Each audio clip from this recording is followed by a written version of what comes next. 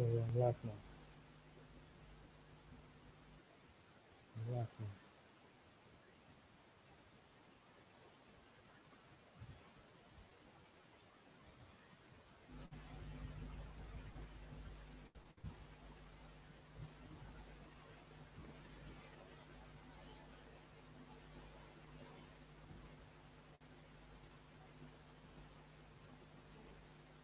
I see it now.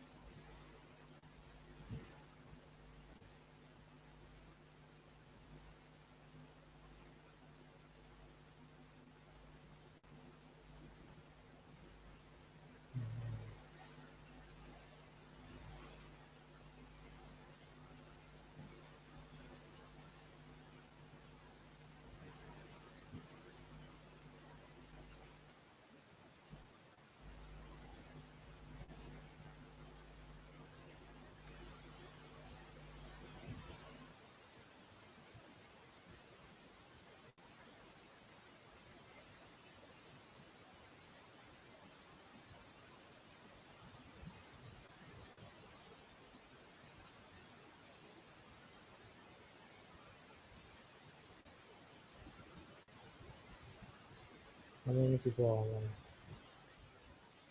Two people are already online.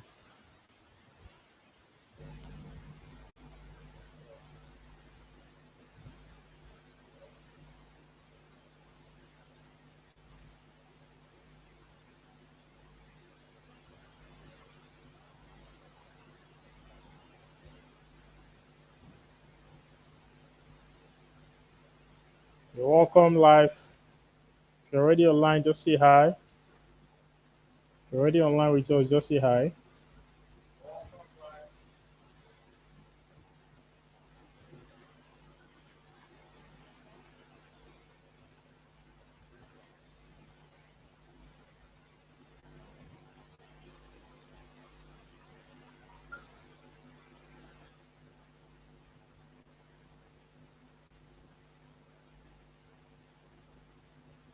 If you're already online and you can see me, just say hi. Welcome everybody. If you can see me online, just say hi.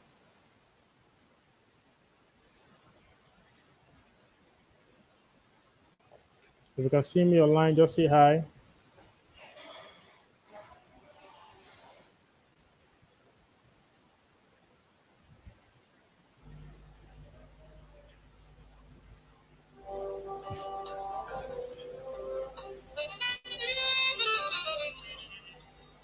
Welcome everybody.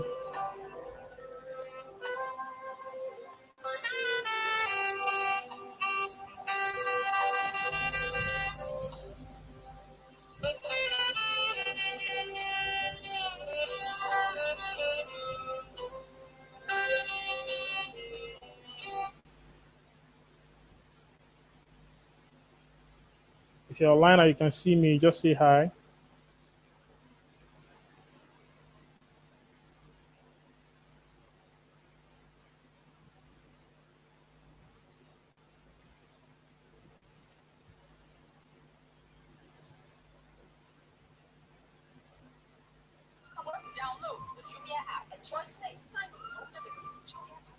If you're online and you can see me, just say hi. All right, Chidi Berry or Bucci, thank you so much. I can see you. If you're online and you can see me, just say hi.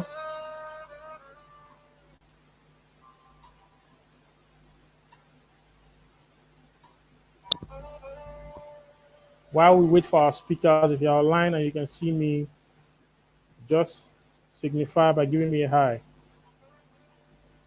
All right, thank you, Chibuike Alagbosu. I can see you.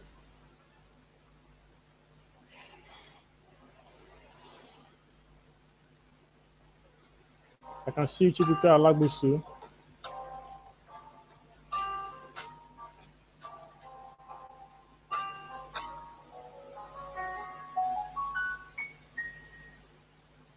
You're welcome live.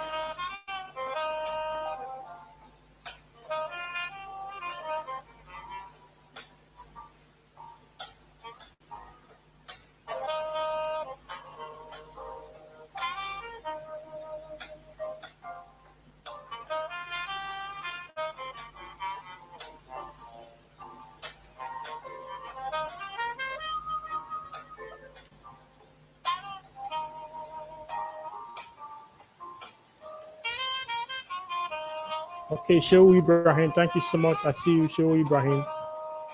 You're welcome, Shehu Ibrahim.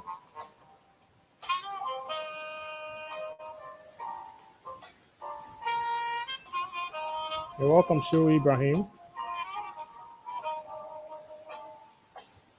We're waiting for our speakers to join us shortly. We're just waiting to build up momentum for everybody that's currently here now. So if you are here, please just signify by giving me a hi so I'll know that you're currently online.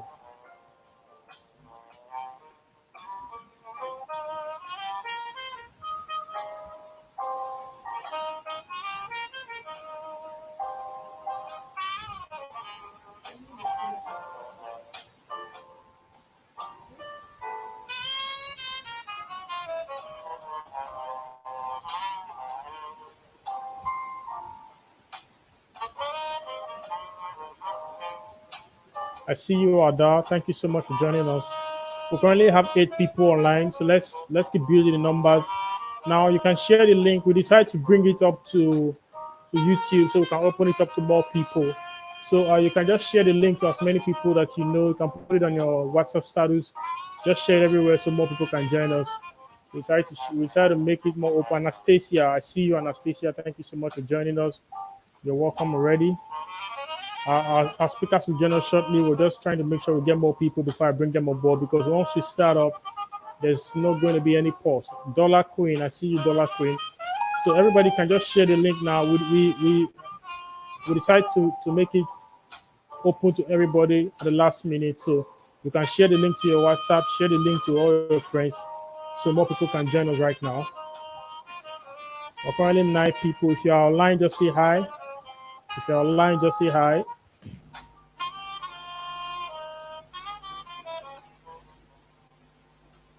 Thank you so much for coming already. Hello.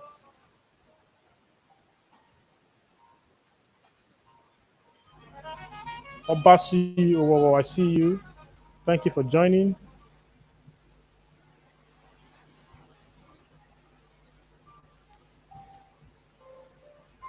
Obasi, oh, thank you for coming on board. I can see you.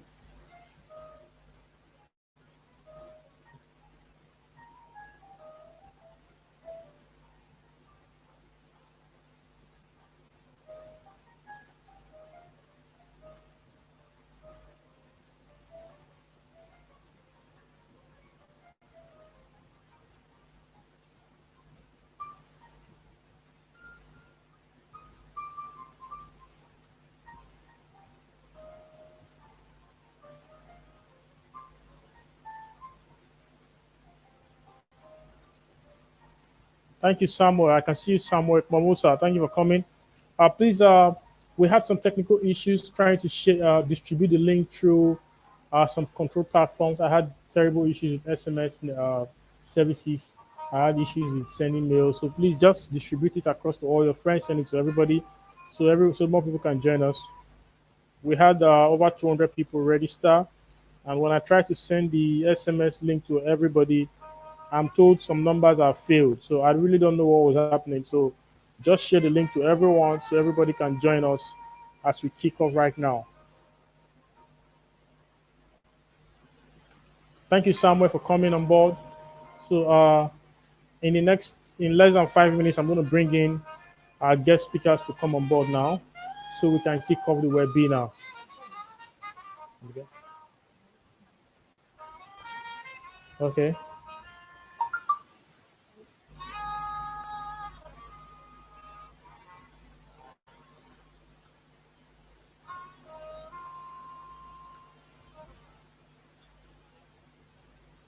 Thank you so much, everybody who attend. The number is growing up.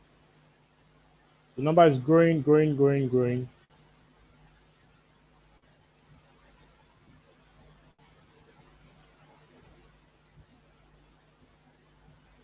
So thank you, everybody.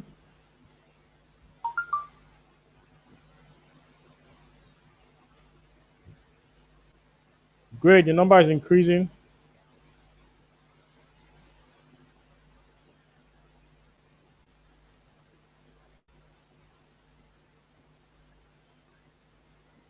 Yeah, we try to send emails. Some mails we are not delivering. I could see everything from my dashboard. I could see the number of mails that delivered. I could see those that did not deliver. I could see the number of SMSs that deliver and those that did not deliver. So I'm just distributing all the links across board now. So you can just share it as well to all your platforms. Let everybody that you care about quickly come on board. So the number is growing. We're now 15. Gorilla, I see you. Gorilla Multimedia. Thank you so much. We're now 15.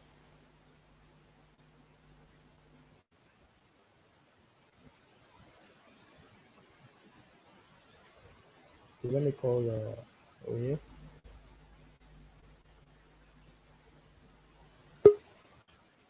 Okay, great. So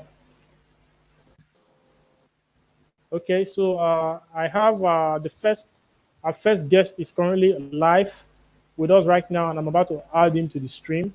Oh, sorry about that. I'm about to add him to the stream right now.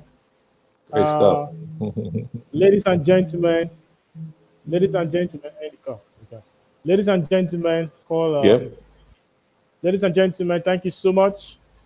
Awesome. Thank you so much for joining us. We have one of our guests already here. I'm just going to wait very briefly for our other guests to join us.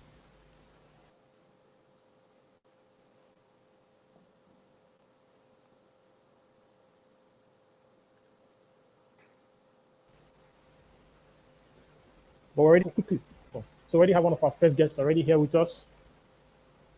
Thank you so much for joining us, sir. How's your day been? Microphone check 1 2. Can you hear me? Can you see me? Am I loud and clear? Perfect. I can hear you. I can hear you. I can hear you. I'm trying to secure my phone, because if this phone fall, coronavirus, I'll first beat coronavirus first. Can everybody hear me? Can everybody hear me? Awesome. Good stuff. Can everybody hear us now? Can everybody hear us? If you can hear me, just drop on the comment section, say you can hear me, so I will know, so we can kick off. So we're currently 15 and the number is growing. I actually had serious challenges trying to distribute the link to everybody. I sent SMSs and you could see a lot of the SMSs just failing, and I was just wondering why. I sent emails and I could get feedbacks of failed mails. It's also terrible. Everybody's moving online right now, and so because everybody's moving online, it seems like a lot of servers are crashing. You know, I've been getting some calls as well. Like someone just called me now to ask, you know, for the link to join, and I was like, well, you should have a link to do that right now. You know, probably just check and research. So maybe you can just ask your team to just do that again. We have. Awesome. I just sent you the link now, so you can just drop it on your WhatsApp too. Oh, great. I just sent you this now. Check your WhatsApp, so you can just drop it on your WhatsApp story too. So more people can just come on board. So the number is growing. Thank you so much, Benjamin. Thank you, everybody. So I'm just trying to get one of our guests joined earlier. So I just want to get him on board again, and then we'll just kick off. Brilliant. So how's your day been, sir? Great. This has been very well. This is like the most hectic thing I'm getting to do today.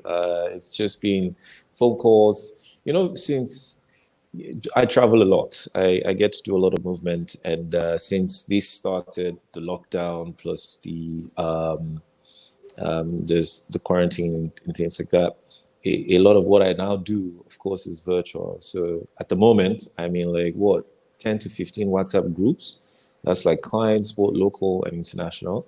And then, of course, every day, you know, I wake up to these barrage of emails, endless threads of back and forth, which, and you know, we have clients in like different time zone. So sometimes you can send mails, you go to sleep, and then you wake up, and then the guys in the US, they've gone like, and then you have to catch up with all of that to then know where your response should go to, you know. So it's been that sort of day for me, but it's been quite interesting. The weather has been very beautiful in Lagos today. It looked cloudy at a bit, but you know, towards this evening it was sunny, it was cloudy, you know, so beautiful. And I think I think all of these energies are things that I pay attention to every day, and it's such a beautiful one. But how are you? How's your day been? Fantastic. It's been very Awesome. powerful. I've been trying to do a lot of research around, trying to make sure that I ask the right questions today. Mm-hmm. You Mm-hmm. know, Mm-hmm. yeah. So that's That's basically what good. I've been up to. Yeah. Awesome. Awesome. Awesome. Awesome. And just where's everybody? I can see myself. I can see you. Where's everybody? Okay. Listen, I This hope the thing. everybody's having a fantastic day. Everybody's having a great day Yeah, as well. we're currently 15. We're currently 15. Okay, that's 15. good. Yeah. So Mm. it's like a presentation style. I'm using a presentation style. So basically, I wanted to use the Zoom thing, but Zoom with Yeah. network chat, I just had to go with this option, StreamYard. So everybody's currently watching and they're hearing us, and I can see them on the comment section Okay, that's while good. while we're talking. Yeah. So as they ask questions, I'm going to just display the questions on screen, and you will just see the questions from where you are. You can answer them. Brilliant. That Yes, works. sir. Yeah. That's good. That's good. So, are we going to wait for the other speakers, or we're just going to jump right into Uh, it? so I think I should just kickstart with you. Let me just Mm. kickstart with you right away.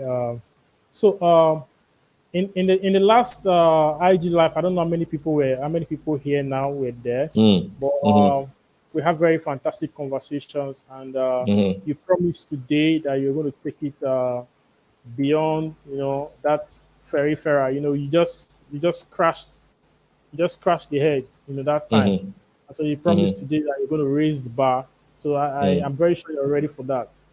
Mm. Mm. Awesome. Well, the last session we had was it was more direct to content creators, in as much as we had other people joining. Because right now, I love the fact that this season of our lives sort of has come to create some level of curiosity. So people are learning more, people are interacting more, people are engaging more, and I think that's really good. And so we had people from other industry with the last one. And I think you're very smart to then say, look, let's push this open for the next, which is part of the reason why you created this one. So now we're addressing event planners, event producers, and a couple of other industry away from photographers and just videographers. So most of the things we're going to be talking about today, we will definitely be talking about, be going into listing the sort of platforms and technologies that, people can harness, people can use.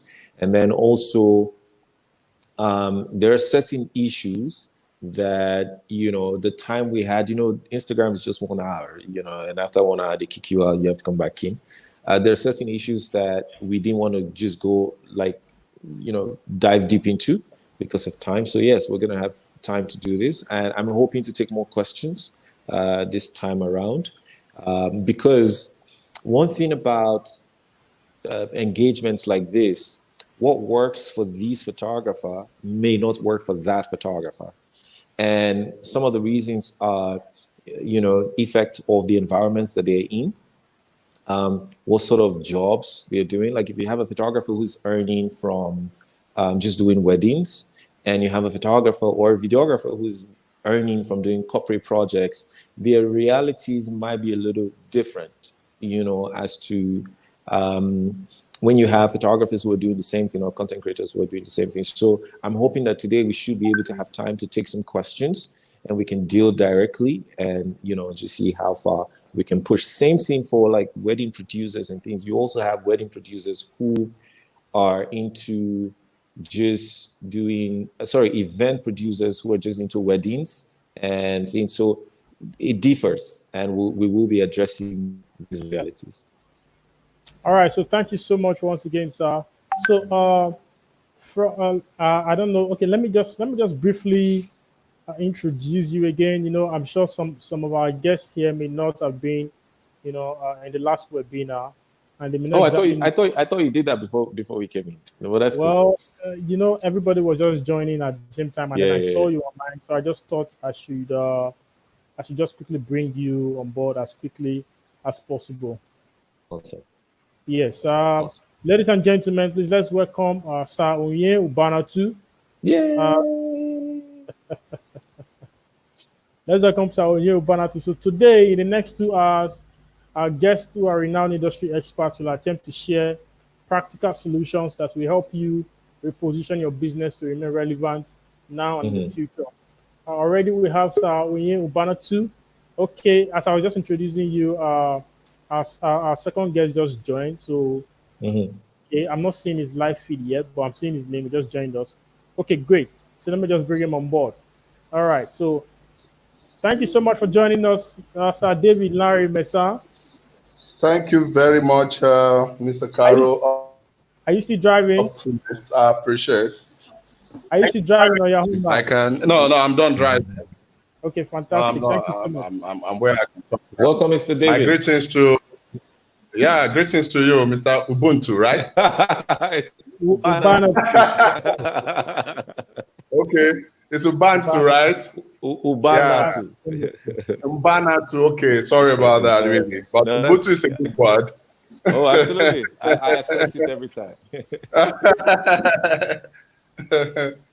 All right, thank you.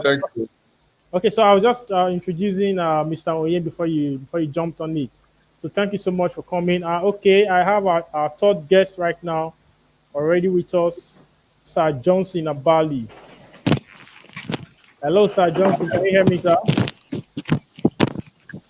I believe I can. How you guys doing?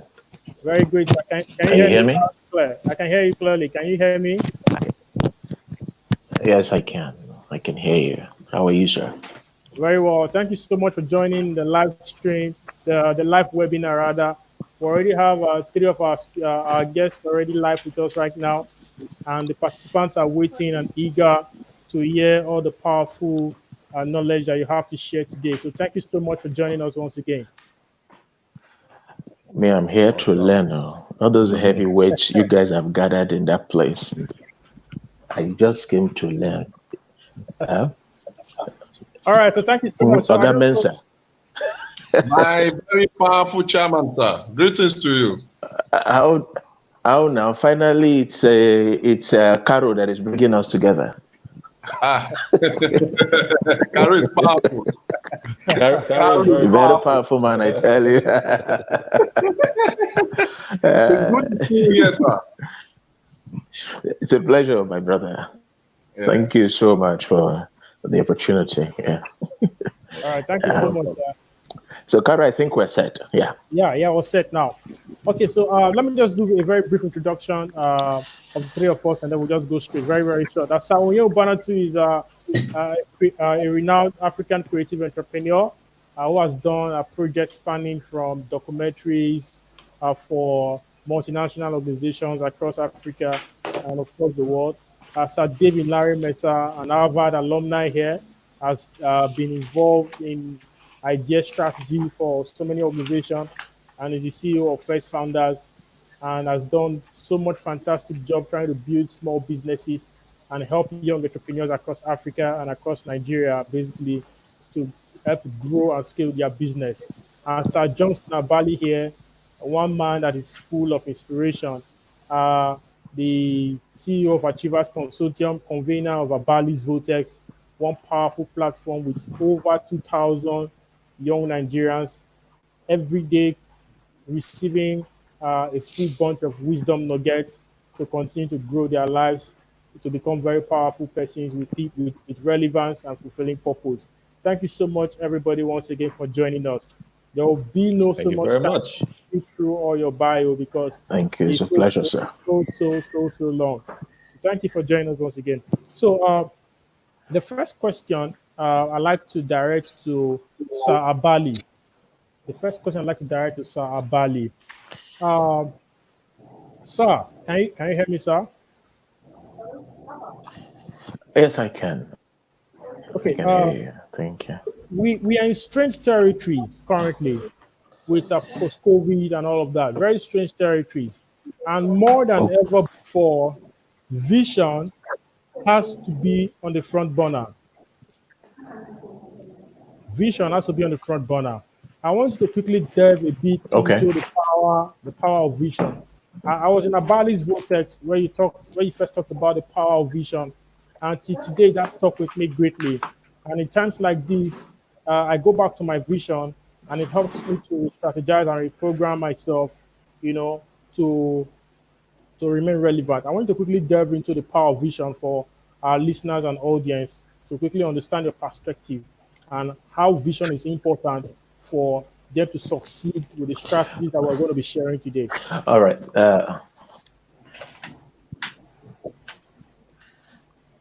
Okay. All right. Thank you very much. Again, I appreciate the opportunity to join this conversation and share from my very little store of knowledge. Like I said, I'm here to learn from the heavyweights that you have assembled here from Harvard and everywhere else. I am, I am hoping that at the end of this, I'll be the one learning. I want I want to Well, it's assume okay. that your listeners are already connected to us. Of course, absolutely, absolutely. All right. The point is, okay. The point is, I would like to give a definition of vision that has been altered by COVID-19. Sounds funny, isn't it? Because the truth is, nothing is quite the same anymore. We have been midwifed into an entirely new world order. And that anyone who had the vision pre COVID 19 needs to begin to reappraise whatever that vision is against the realities of the times that we now live in. If you had a very optimistic worldview, I think this is the time to make the shift to a pragmatic worldview. Now, what I mean by that is if you had a vision that you want to make top 10 in your industry, you want to become the most sought after name, maybe as a photographer, maybe as an entertainer, whatever it is you're doing in the creative industry. Maybe your vision was to top that sector. You want to make the charts. You see, that vision that you had post pre-COVID has been altered in ways that you will not recognize it post-COVID because the demand curve has changed entirely. So, what the world is going to be placing a new premium on might completely wipe out the business model that is built on your previous vision. So, what that now means is this: you will now have to look at the territory with a different vision. All right, because before this whole upheaval, maybe there was a way the market behaved that made it easy for you to think I could make top 10 doing ABC. Now, if you want to keep the vision of making top 10, you may now start to do XYZ. I don't know if you understand what I'm trying to say. All right. Now, if somebody has said that I want to succeed, I want to become a top performing photographer, for instance, maybe a few years ago, and he said by 2020, I want to own my store. I want to have a space in Eco Hotel and Suite. I want to be able to tap into the clientele base of maybe Transcorp Hilton because of the huge big ticket traffic that happens in the place. And those are the places that you are looking at. Now, the problem with holding on to that kind of vision is that the dynamics of consumer behavior has changed. So, looking to hold those kind of premium places is no longer tenable if you want to stay in business. You have to now start to think in terms of providing remote services in a way that allows you to stay relevant. You see, that whole process of recrafting the vision of the future is what smart people are doing now in COVID-19. I call it territory mapping. A lot of people fold their hands and just wait for the season to pass, and they get very religious about it. And at some point, they assume, when all of this is over, we're going to get back to business as usual. Nothing will stay the same, not even church. What smart people are doing now in terms of vision is that they are beginning to map the territory. Now, what that means is you are beginning to try to identify the significant shifts that have happened in your industry and where the new competitive spaces will appear in. Now, how do you define that space? How do you map the new stakeholders? How do you know who will be paying for what next? Because according to the people who are doing economic forecast around COVID-19, the creative and entertainment industries, they fall within the tourist and leisure industries, broadly speaking, globally. And it is assumed that that will be the last industry that will pick up. That is after everything else has finally picked up, before people become comfortable to want to go to bars and attend, industry nights and go for concerts and whatever. Before all of that happens, so many other things outside the control of the creative will need to take place. So the question becomes, where is the new territory going to be? Because those territories will still exist. People will still need photographers, maybe in a very different dimension. All kinds of new skills will be required to optimize with technology. So somebody who now sees that expands his vision out of the initial territory where he has seen it before to the territory where the thing is now headed. Because right now, nobody, no expert on earth can speak to you definitively as to how the next 12 months will evolve. Every one of us is speaking in terms of maybes, probabilities, even the very best of us. All right, the people who can close their eyes and chart out data around how industries and businesses will evolve over the next few years cannot do so definitively now. We are all sitting around the table and asking ourselves, oh boy, in the next 2 months, can we still be able to do business? All right, so I want to say that in the quality of conversations that we're going to have, Carol, you didn't time me, and that's a dangerous thing. You should tell Okay. me when okay, sir, you have 2 minutes. Okay. Uh, Okay. say Okay. it I'll do now, that. please. I'll do that. Okay. You have 1 minute more. Okay. So please tell me. So you understand what I'm saying? So understanding where the terror exists or where the terror will exist will now become the new focus of your vision. So if somebody asks you now, what's the vision? You could say, my vision is still to make top 10, but these are the tools I want to use to get there. They are no longer what it used to be. Now, the people who are always falling in love with their product need to be very careful. That's the fastest way to get out of the market. What you should now be looking for is where the hungry market is. Because money does not follow ideas, money follow people. So you need to begin to look for where the hungry market exists. And that is where you craft your territory mapping on. Because if you do not know where the hungry market exists within your industry, then you are not in business.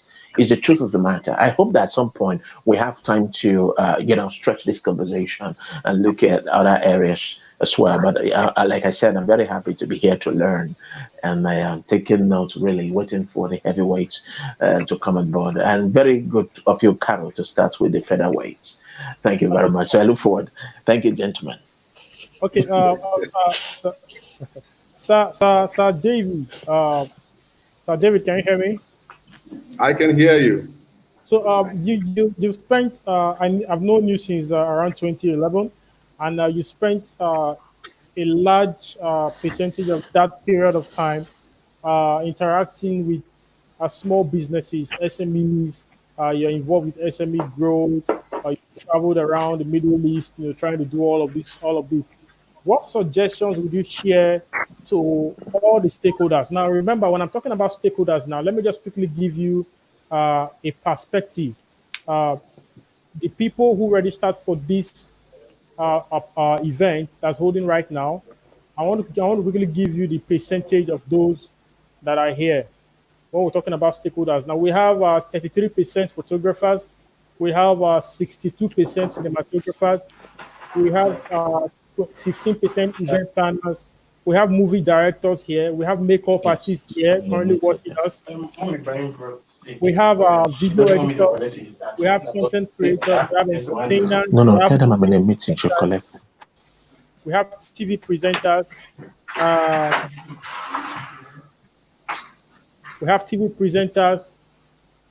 There's just so many people. Is the entire industry all gathered here today? So, what advice would you share for all of these stakeholders in this industry to begin to cross collaborate and grow their brand collectively? Okay, thank you very much once again for inviting me to be part of this very incredible conversation led by very powerful Okay, men. I think your microphone is turned off. Oh, my microphone I is can hear on. you. You can hear I me. can hear, yes, I can hear Okay. you.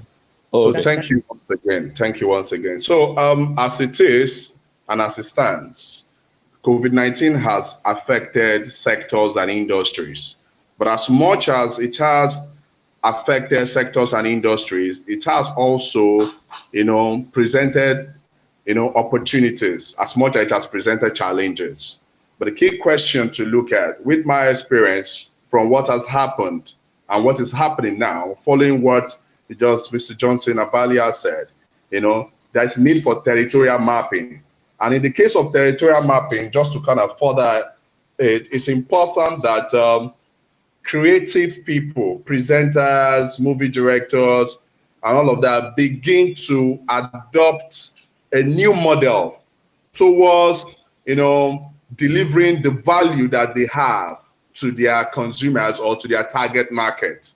And in delivering that value, you will understand that technology plays a very vital role, as you will see that consumers or your target market are beginning to resort to alternative means of interacting with the value level to interact. If you have to shoot a movie,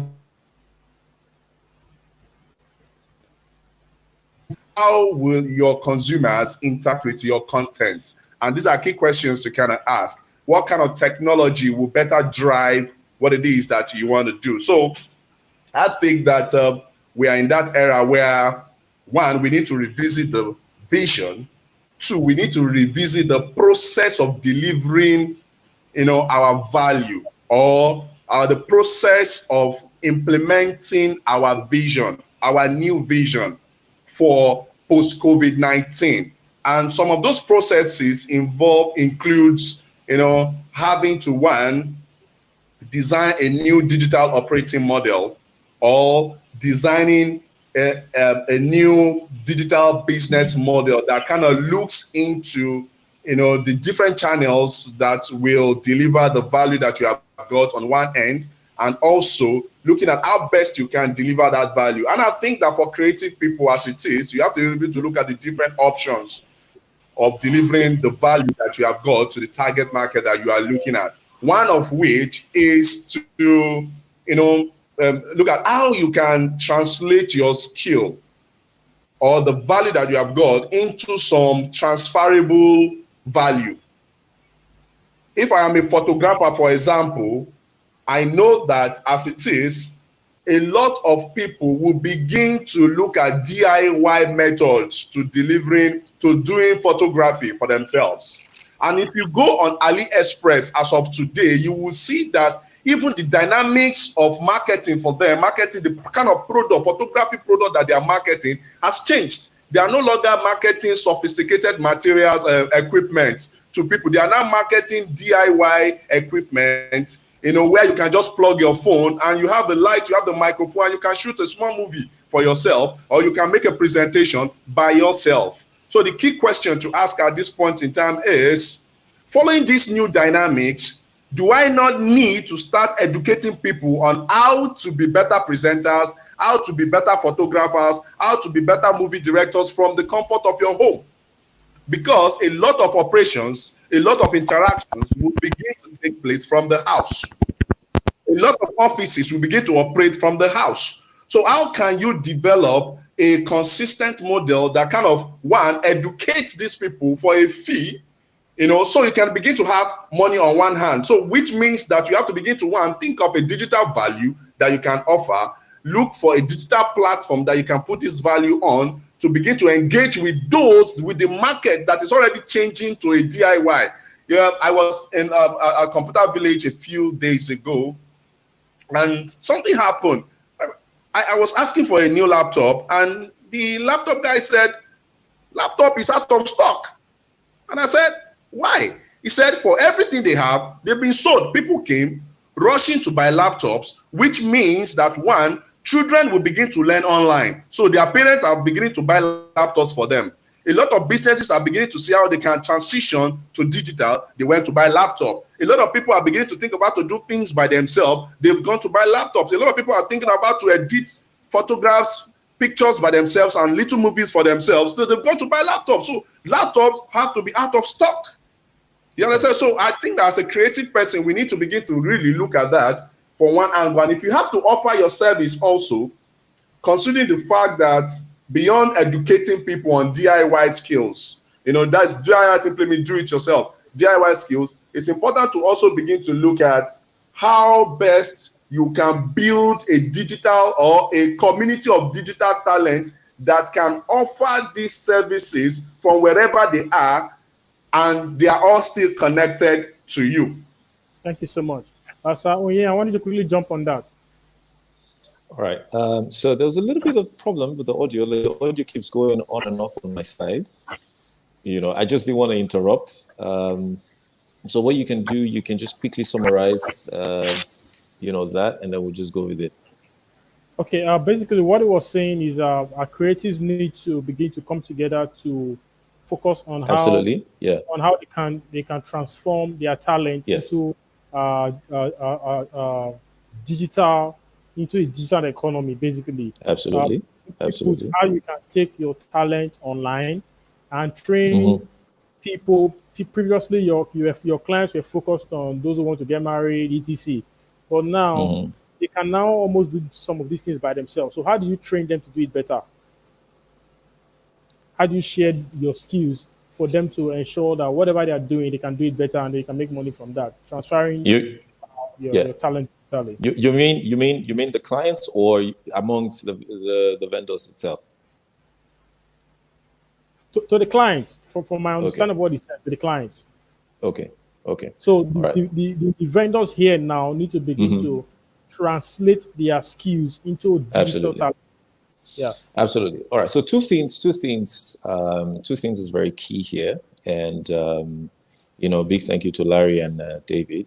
It's an amazing perspective, put together, and that's just listening to both point of view on where we are and where we're going. Can you hear me? Can everybody hear me? Yes, I can hear you. Brilliant. I'm just going to touch something quickly, just also in line with what the first speaker said. One thing that is key right now is clarity. All right. That sounds very funny because I'd say 95% of us globally didn't see the pandemic coming, right? However, we're here. And as humans is known to evolve over time, that's exactly how we're going to embrace this and we're going to rough it up and then boom, just come out in a great way. Clarity is important because what clarity does is it defines your reality as a creative person. So your vision in itself gives you clarity. But in this case, there's a shock attack happening right now globally, and people are still trying to, come off that shock that is happening. And that is currently creating uncertainty. It's creating some level of fear, and one of the best ways that we can all just harness the time to come up with, new frontiers in terms of ideas and also entrepreneurs that will execute this idea is to then say, look, we need to carry ourselves. We need to look out for ourselves. And talking about vision from the first one, so clarity is very key. We know what we're dealing with, and it's clear that some level of uncertainty is brooding amongst us. Then that takes us to the next thing, which is we need to carry ourselves as either creatives or any other business that you're in, which then talks about collaboration, which is where the second speaker is. It is important to collaborate right now because there is this sort of, I'm tempted to use the word deficit in some areas of skill or talent in each and every one of us, but I'm just going to use areas of strength. Now, you have a photographer who all his life or her life as a photographer, photographing weddings or events and things like that. And now the economy that we're going into requires each and everyone to adapt and diversify. Now, what you then now want to do is, if you have photographers who are in the business of documenting without knowing how to teach. You see what I mean? So this is where collaboration comes in to then strengthen the economy that we're all trying to pull ourselves together to move to the next level. So the collaboration that I see now is, if you're a content creator and you do not have the skill of actually putting out your work, what you can do is begin to look for people who their businesses are set up in that area, and then bring forth some kind of collaboration to say, look, this is what I have, how best can we? So let's take the wedding industry, because in the creative space, event is one of the high income channels for creatives. And in that space as well, for creatives, especially content creators, it is called the low-hanging fruit. So I can have a production outfit or a communication agency and then create a space out of that, and then know that every weekend, depending on how we structure the business, how we market, the kind of quality service that we give, it will be a known fact that every weekend is either we're filming or photography a wedding, or we're supplying maybe live streaming device or all of that stuff. So in times like this, you then want to then say, okay, this industry comes with 1, 2, 3, 4, 5, 6, 7, 8, 9, 10 vendors, right? All the wedding videographers, or generally content creators here who do weddings and these sort of events, can say, for every time you go for all of these events, you always find constant vendors. So people eat food. The bride will wear a wedding gown. There's always a ring, which is the symbol of, that's the physical symbol of my commitment. And then you have all these other things that are always constant. Now, people are still getting married. I gave the same example the last time. People are still getting married right now. We have a lot of virtual weddings going on, meaning people are still buying rings. So if I'm a wedding videographer or a wedding photographer, and I've been just covering the entire experience, now is the time to diversify using the same or using different channels in what I already do to market. So I go to the guy who is doing ring and I say, look, in my portfolio, I have tons of rings that I photograph or film, because when we go to weddings, what people normally do is have all these beautiful shots of the rings or the shoes, make this nice montage, and then add it to the video. So now is the time to re-edit some of these things that you have, and then begin to use them as promotional sales materials, right? And then you reach out to ring sellers, ring manufacturers in Nigeria or anywhere to say, look, I have this sort of videos that you can use as your marketing pieces. And then, once you establish that sort of relationship, after the first 3, dealings, you can then establish business that say, okay, pay for the next ones, 50K, 20K, 100K, whatever you want to charge. The same thing in the food vendor business. The collaboration between content creators and food vendors, that is very key at the moment. This morning, I got a supply of tons of bouquets of fruits from a food vendor who does just wedding services and things like that. But now she's looking forward to, creating online presence. And she sent me a sample of her stuff to say, look, we're just giving you this gift. Tell us what you think. But you see, as at that point of the conversation happening, I already know that this person is seeking ways to collaborate. So collaborating right now is one of the biggest, I'm just going to wrap with that. Collaborating right now is one of the biggest frontier to actually expand or move into a next phase of business. So you can have other people cover up areas that you do not have the strength for. I thank you so much. Very powerful. I actually had a little glitch. I totally went offline for a few minutes. I figured. Mm-hmm. Yeah, I hope it didn't affect the streaming.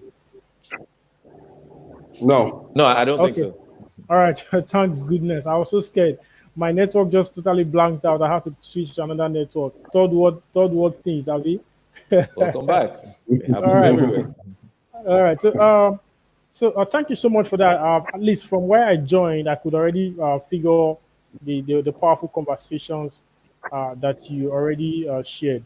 So let's get more practical now. Sir Onye, Hmm. taking it up from you again. So there is fear about losing business and customers by all the stakeholders, everybody here in this industry, the creative industry. So which technology tools can they begin to explore right now for those that require streaming? We like I said earlier, there's a bunch of people here, a lot of people with different skills. For technologies that require streaming, for people who want to start streaming their products, Yeah. distribution, project management, collaboration, marketing. Which of these technology tools have you used yourself that you can begin to profile and refer or suggest right now for us to ensure that we continue to remain in business with our customers in this pandemic and going further into the future? So please quickly share that with everybody right now. All right. So there are tons of tools that are available right now. I'm just gonna first of all, Google is your friend. What you can, if you go to YouTube or just type in the search bar, tools that relates to your own particular industry, you'll find a lot of things. But the ones that I use at the moment, that I'm just gonna just mention some of them, and then even the ones that I don't use that I know a lot of people do use, as well.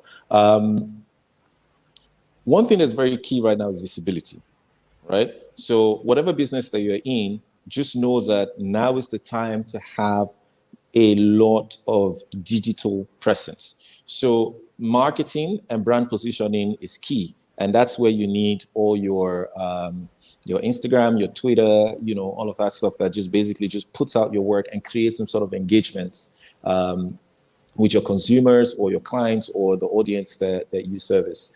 Now, for those in the event business, because event experience now is all digital. You have people doing virtual weddings. You have virtual concerts almost every weekend now. I'm a big fan of the DJs as well. Especially, I'm stumbling on DJs in different parts of the world that are very, very, very good. So platforms that you can use. There is Webinar Jam. Zoom is also there. There is also Demio, there's Click Meeting, there's Webinar Ninja.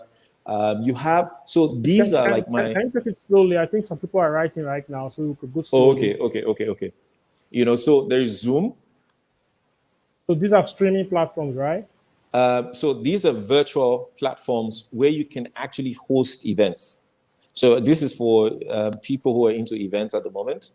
And also people who are into, let's say you want to go into hosting your webinars or digitizing your skill, and then making money off it. These are platforms that you can make money off, and just take your skills to. So Zoom is my favorite. The reason I love Zoom, Zoom gives you, of course, the multiple camera platforms. It gives you the audio and the video quality is very clear.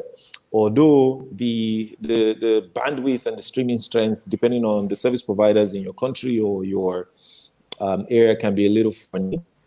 But Webinar Jam is also very good. I've used that to do virtual meetings with clients where we actually go through reviews of work. Just a few weeks ago, I produced a couple of videos for FIFA. I produced a couple of videos for the Nigerian Football Federation, and then a few PSAs for some of my clients that's currently running in Indonesia. Also, next week, we're starting some for Iceland. Now,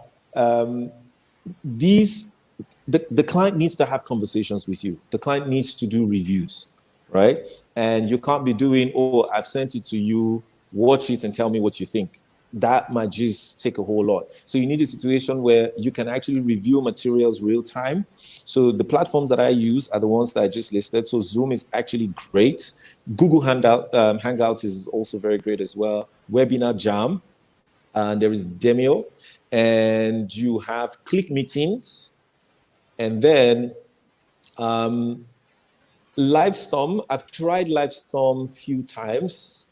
It's okay, but perhaps I still need to work around it. And then StreamYard. StreamYard. This is Yeah, this is also very good. StreamYard. This is Yeah. my first time. This is my first time with using StreamYard. Fantastic But platform. the fact that I can't see all the The other people. participants, it's a Okay. little, Okay. it's a little irky. That's because I sent you the guest link. That's Ah, I why. see. Yeah. You Yeah. know, okay, but you see, these are like platforms that I use, and like I said, Google is your friend, so please, you can Google a lot of these platforms depending on your industry and see what your colleagues are using in different parts of the world. Now let's look at photographers and content creators. A lot of times here, people think that the okay, let me put it this way: content creators need to understand that what we do is highly consumed by a lot of people, and the people we create contents for, over time, their attention span shifts like real quick, right?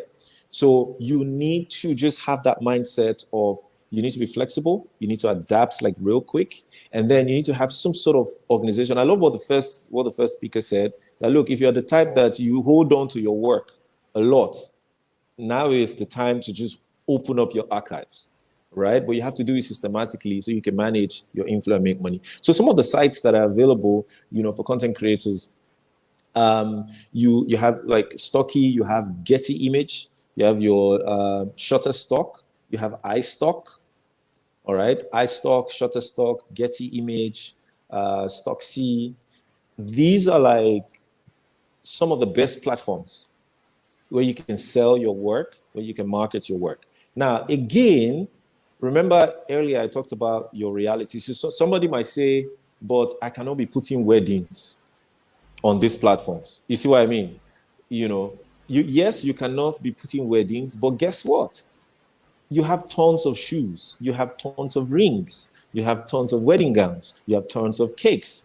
These images and these short footages, people buy them over time to use for their personal projects and things. So you need to look, into this platform. Just for the sake of time, whatever industry that you are in, you can go to Google search and just type in what your colleagues are using in different parts of the world, and then try like your top 5, see what works for you, and then just adapt it as your model. Okay. What about tools for marketing and project management? You have any suggestions for that? So yes, so the same thing there.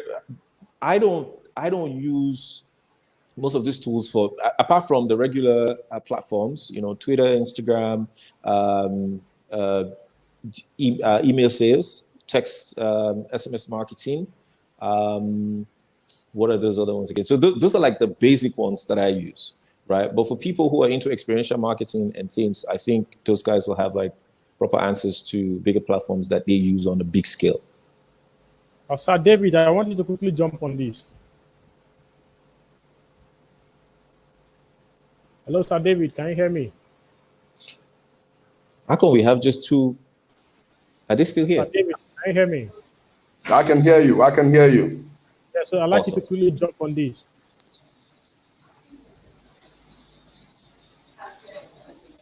Okay. You were going to ask me a question? Yeah, Mr. Onye was talking about practical technology tools that Yeah. the creative industry entrepreneurs can exploit at this time to further their work and continue doing business. So, you have any such tools that you'd like to share with us? So Mr. Onye has talked about streaming tools and distribution tools. We're looking at project management and marketing and collaborative tools. You have such technology tools that you want to share with us? Can you hear me?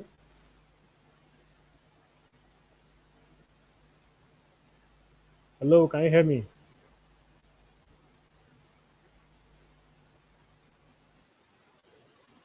Oh, Hello, sorry. Can you hear hear me? me? I was out of network for a while. Can you hear Okay. me now? So there are several tools that can be used. I mean, he's mentioned Google, we have YouTube, but also if you look at it from the point of categories, it's all dependent on what you want to be able to use a specific tool for per time. We talk about the sharing tool, but also how we want to look at it from a business point of view. What kind of business tools would you use to engage with your clients? You know, some of those tools include Wave App to issue, receipt, and manage your accounts, you know. And I feel that it's important that we look at the different categories beyond sharing, you know. So there are platforms that you can actually use to kind of engage. And one, even your own website can be a platform to actually drive this as well. Yes, of course, there are platforms that you can as well get on, but there are several tools that I cannot at the moment recollect. But I feel that we should be able to look at, you know, tools from the point of business in terms of engaging with your consumers beyond sharing. We should be able to look at tools from managing your content before they actually get out there. And we should be able to look at different tools that allow you kind of sequence your tool when it comes to marketing. What kind of tools that help you to engage, you know, or communicate this content with your clients, you know. So take, for example, you want to be able to use content marketing through email marketing to engage with your leads and your consumers. You know, you're going to look at tools like MailChimp and all of that. So those are some of the things that I think that I can add to All this. right. Thank you so much. Let me just add a little bit of insight. For event planners, photographers, um, movie directors, everybody that's here right now. When I was organizing this live webinar, I used certain tools to try to automate certain things. Now, on the surface, Facebook looks to be very easy, but there is a lot more behind Facebook ads that a lot of us have yet not been able to master. And so I like every one of us here to go take a course on Facebook certification. Facebook certification is an online course offered by Facebook for free. Although you're going to write certain tests, but it's not compulsory. So long as you just go through the classes, go through the video classes, and you're able to get a lot of information that you require from Facebook a certification course. So Facebook certification course will give you an overview of Facebook. I've undergone that course, and I bet you since I did that, it's been very, very fantastic. And I was able to realize that Facebook ads is just beyond what you see on your Facebook page where it asks you to sponsor post etc. So with Facebook ads, I can control my Instagram account and I can do a whole lot more beyond the surface. So I like everybody here to please write this down, go take Facebook certification courses. For email marketing, I did some email marketing. Remember, recall from the beginning, I said that some mails I sent did not deliver. How did I know that those mails did not deliver? Maybe the people who did those who registered imputed the wrong email addresses, but from the tool I was using, I could see that it couldn't deliver. One of those tools is saleshandy.com. So you can use saleshandy.com to do bulk marketing. For instance, I did bulk marketing for some Montessori schools in Benin when I was trying to target all of them. And right from my PC, I could see those in another 24 hours who actually opened the mail. I could see those who clicked on the mail, on the link on the mail to my YouTube channel to see the content that I wanted to show them. Now, all of that tool is able to give me insight and give me an advantage to know the next steps to take to follow up these people. Sales Handy is one of those fantastic tools that can help you do email campaign. It's free. You have a free trial for a certain period of time before they can ask you to pay. There's Mailchimp, and then there is Streak.com. As a matter of fact, Streak.com is tied to my Gmail account. So with Streak.com, I can assign certain tasks. I can assign certain emails that I want to follow up. I can assign specifically what I want to do when I follow up those emails with Streak.com. And all of these platforms are actually free. So these are productivity tools, and they are tools that every person here should know how to use. So Mr. Onye has shared some of them already from visual platforms, Webinar Jam, Zoom, Stream.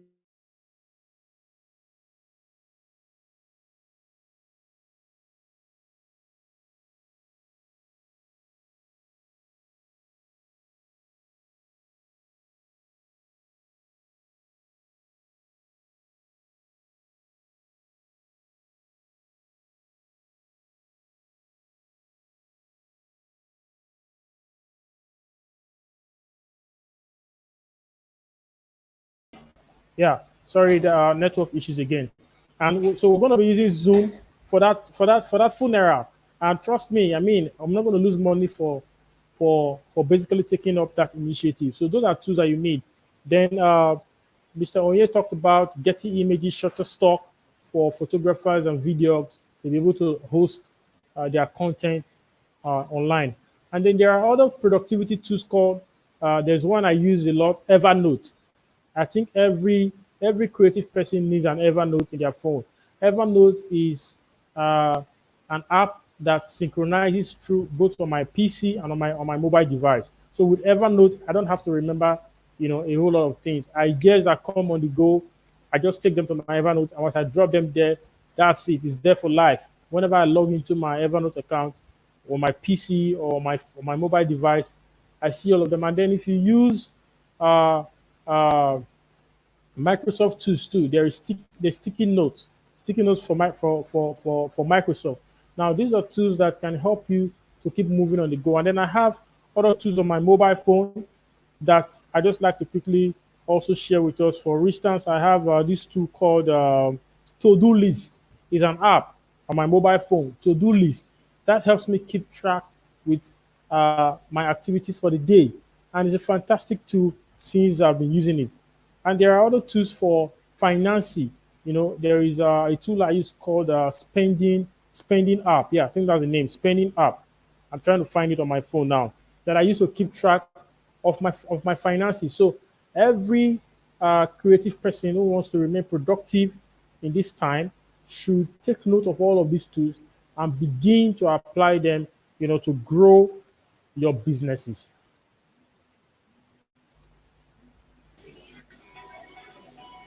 To grow your businesses.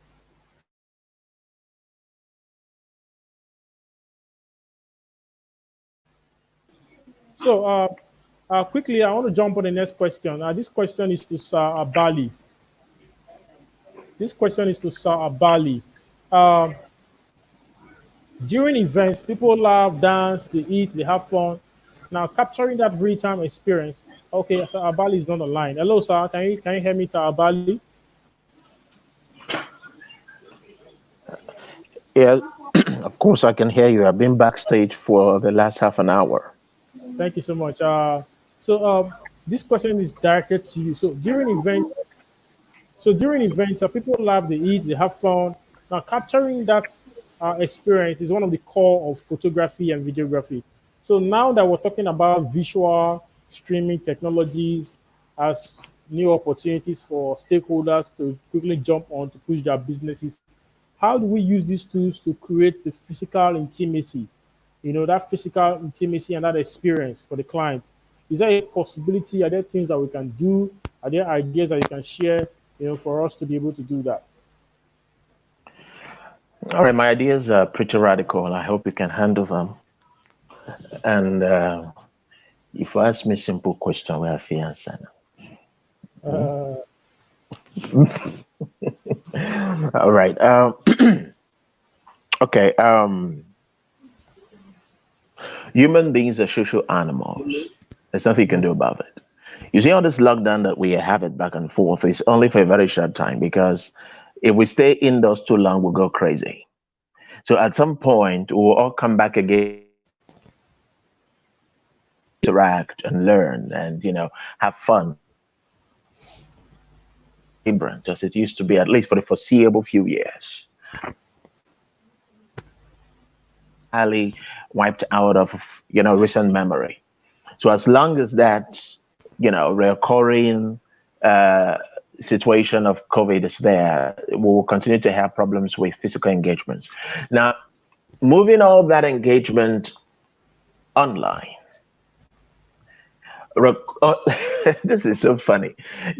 Right now in this conversation that we're having a meeting where we're really struggling to hear each other because the fundamental digital backbone required to have this kind of engagement, we don't even have it as a country. All right, we have not invested in digital infrastructure that could enable us leverage opportunities that exist all over the world. All right, unfortunately, Nigeria, as it were, seem to have the lowest, bandwidth footprint in the whole of Africa. South Africa, with just about less than 60 million people, have the largest. In fact, they hold nearly 80% of all of the bandwidth footprint the whole of Africa uses. That small country. Meanwhile, we don't have that. All right, that's why we are beginning to struggle. We're beginning to see that many of the system deficits that we have allowed to fester over time is now beginning to take a toll within a period when we are now supposed to compete with the rest of the world. How? How do we compete? We don't even have power.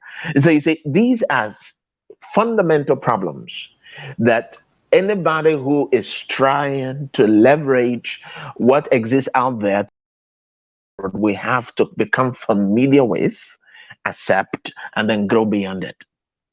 All right, that understanding is fundamental. We need to get that clear. That's one. Now, in understanding that, there's some things I want us to quickly get, and that is the human being involved. You see, people talk about business as though business exists by itself.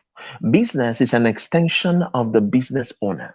So the health, the success, the productivity of a business is an extension of the health, the success, and the productivity of the person who runs the enterprise. So I used to tell people that the business will survive from the life of the person who runs it. And so anybody who truly wants to do good business will have to pay attention to themselves first. Your growth will need to necessarily come from within. I used to tell people that people will not attract what they want. You will attract what you are. Because we are now come to the point. I mean, we're talking about delivering a service that is virtual and yet connecting with people in deeply emotional ways. That is not possible if you are not connecting with your own inner rhythms. Many times, when you do a product, you come out with a product. That product is supposed to be an extension of you. I mean, that is a part of you that you are putting out there as a product to exchange value for.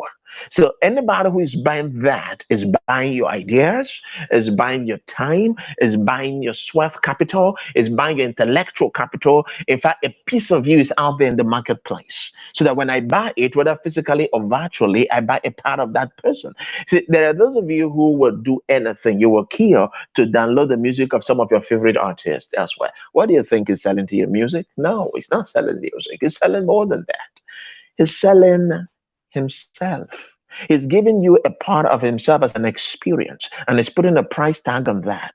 So every time you listen to that music and it gives you an emotional release, that emotional release is the entire, in fact, it's the very business model of what the guy is putting out there because that is the reason you want to come back to stream his music. Is the reason when they are playing it on radio, you can shut down everything and scream, "Oh, that's my song." Why are you feeling that way? Because the guy is touching you in a place that is so fundamental, even though you have never met him all your life. So having to buy a product or connect with a service or a person, even though you never get to meet the person, is absolutely possible. But it begins with you cultivating yourself. You see, in Africa, we're in business for survival reasons. And I don't blame us because we have been processed and cultivated in poverty. So, as a matter of fact, a lot of individuals are growing through poverty to try to find a way to, you know, earn a living by doing the service. So the reason they're doing the service is so that they can survive. That's the most basic level of man's existence. But the goal is to be able to come to the point where you truly cultivate your inner person so that when you go into business, you become an extension of that. The ideas that come into the product definition or design become so natural, so authentic, and they're coming from an original place that the moment you put it out there, it breaks into a market. It gives you something you call niche control. Now, if you have ever noticed the products that the moment they hit the market space, they literally tear down the place. All right. Some people think, oh, maybe the marketing was fantastic. Maybe they got better PR people behind it. Beyond marketing and PR, the fact that your product could make an emotional connection with the market was the fundamental key. Just before COVID-19 broke out, you could see that the pattern around many advertorials put out there by even telecoms was what? Product touching people in an emotional way. People began to deploy storytelling to get the client to begin to emotionally participate with the product so that you buy it because of that emotional connection. Because they know if you ever do economics, you understand economics is not about logic. Economics is about emotions, impulses, human behavior driven by impulses, not by reason. Because if we are driven by reason, you're not going to have certain industries. Why would people spend all the kind of money they pay in luxury items and houses by the beach, flying first class or in a private?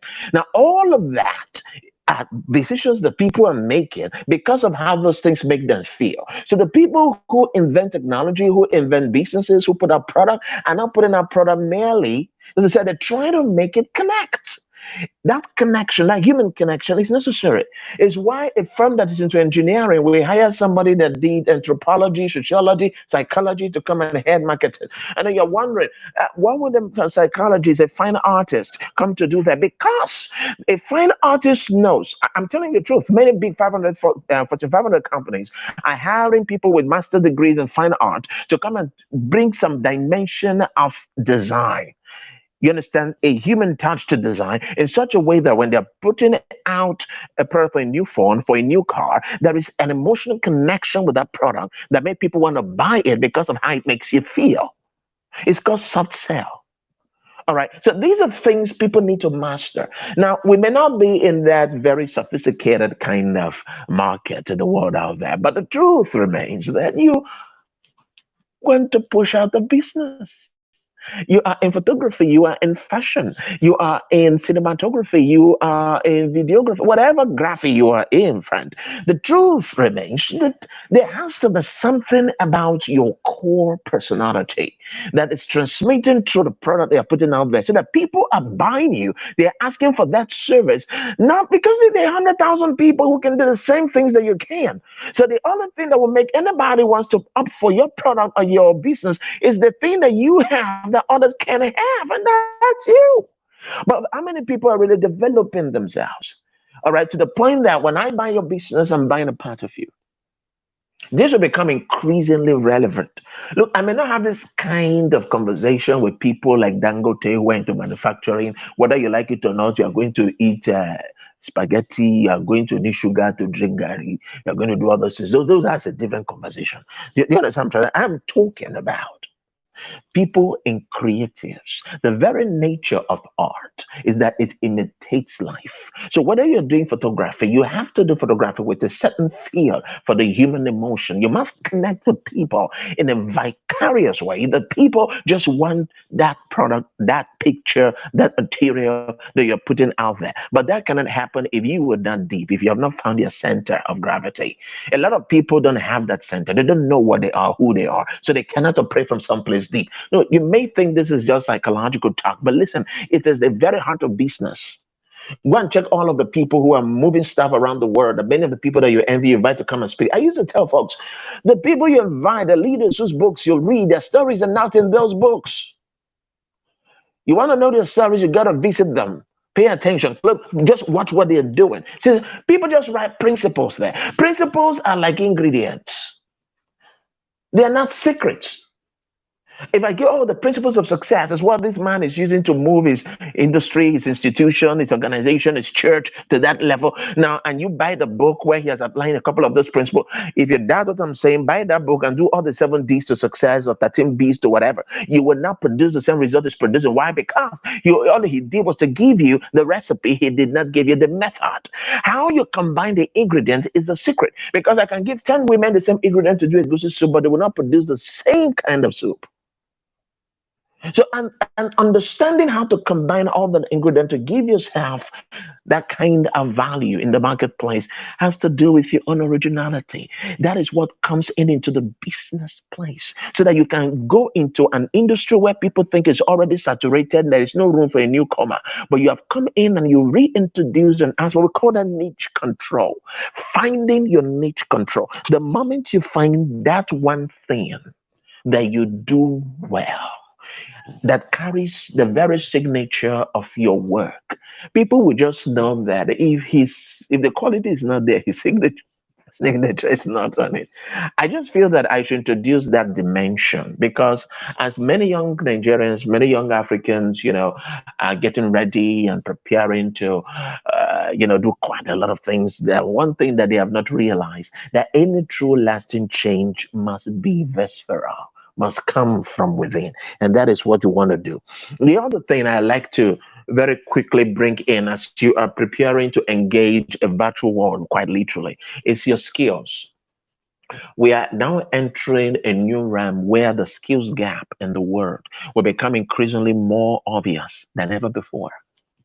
You see, I have seen people who have used COVID-19 period as holiday. They sit down and they play Ludo and they crack joke and they are insulting Buhari in their parlor. And there is no evidence that these people understand that the country is about to enter its worst recession ever. They are playing Ludo in the parlor for 24 hours, having fun, drinking Hennessy, enjoying themselves. You see, when the push comes to shove, like the Americans will say, when the crap hits the fan, some guys stay, some guys go. There is something that is about to happen that will separate very friends. People are going to be separated back and forth. In fact, and the way that this is going to happen, let me be very honest with us. The way that this is really going to happen is this. During this COVID, it is a unique opportunity for people to build unusual skill. We call them non-routine skills. Non-routine skills are the kind of skills industries are looking for. All the people who are firing those, whether in the banking sector or wherever they're going to fire, because forget about that thing CBN is saying. They will fire people, they will fire them. You will not understand what is going on. They will, because you can't ask them not to fire. How companies are now going to look for non-routine skill sets. Now, let me show you this. Harvard University declared 67 paid courses free within the COVID-19 window. How many people are taking advantage? Some people will see that link, they won't click it, but they will click the link that shows somebody who have done a new hit song on COVID, and they will laugh. The same amount of data that they use to go on all of those sites to do what they're doing is the same amount of data they can use to go and learn one or two free Harvard degree courses. And just give me 2 minutes to round this off. Yeah, give me 2 minutes, please. And the issue around this is this, which some people have mixed all together. If you take that Harvard program that is now waived for a very short, rapidly closing window of opportunity, it gives you the opportunity to learn an additional skill that, apart from making your CV productive, it also gives you that earning power post COVID-19. This is critical. Some people don't take advantage. And LinkedIn. Many creatives just assume that LinkedIn is not their business. They don't belong to it. I'm not into business. I'm into consulting. Why should I have a LinkedIn account?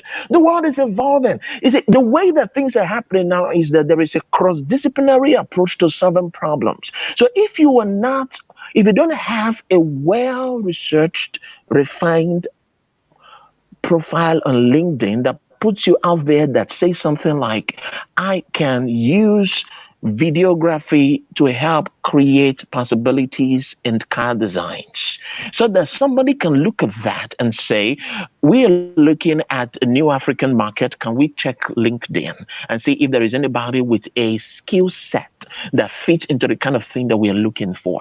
If you don't have a LinkedIn thing, get there. Begin to make LinkedIn posts.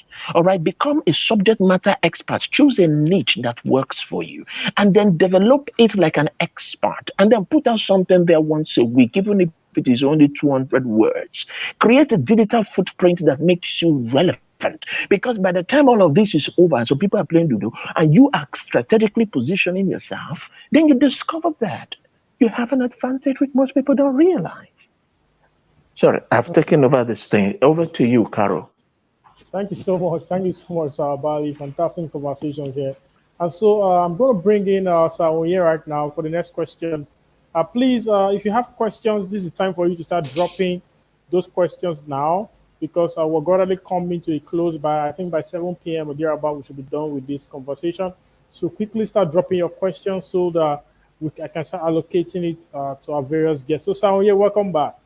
Hey, thank you very much. Okay, so generally, some clients perceive creators as cheap. Uh, you're coming from worry. Okay. Over time, I know you're a big man now. You're a big boy now. Well, but we are on this side of the chain. We get to see some customers like that, some clients like that. I'm sure a lot of makeup artists here, event planners here will testify to what I'm about to say. So they even put some of our skill set or some of our services at the bottom of the list, especially I photographers get you. Okay. and videographers. What advice do you have for us to increase our value perception and pricing? Okay. First, I'm just going to say a big thank you to Mr. Bali. That's really passionate. You know, I felt his soul in what he was trying to say. And as a matter of fact, my answer to this question you just asked now, some of it are deeply rooted in some of the things that he mentioned. First of all, irrespective of the level of business, you are at or you are in, just understand that you will always find customers that thinks you ain't good enough, or that thinks that somebody's work was better than yours. You always find that. Or somebody that thinks that your price is too high, I can get it cheaper, or your value, the value you place on yourself is just overhyped. People will always come with that, depending on the level that you're in. But again, let me say this, Carol, please, where there's no line between us. All of us were in this team together, Now, here's the thing.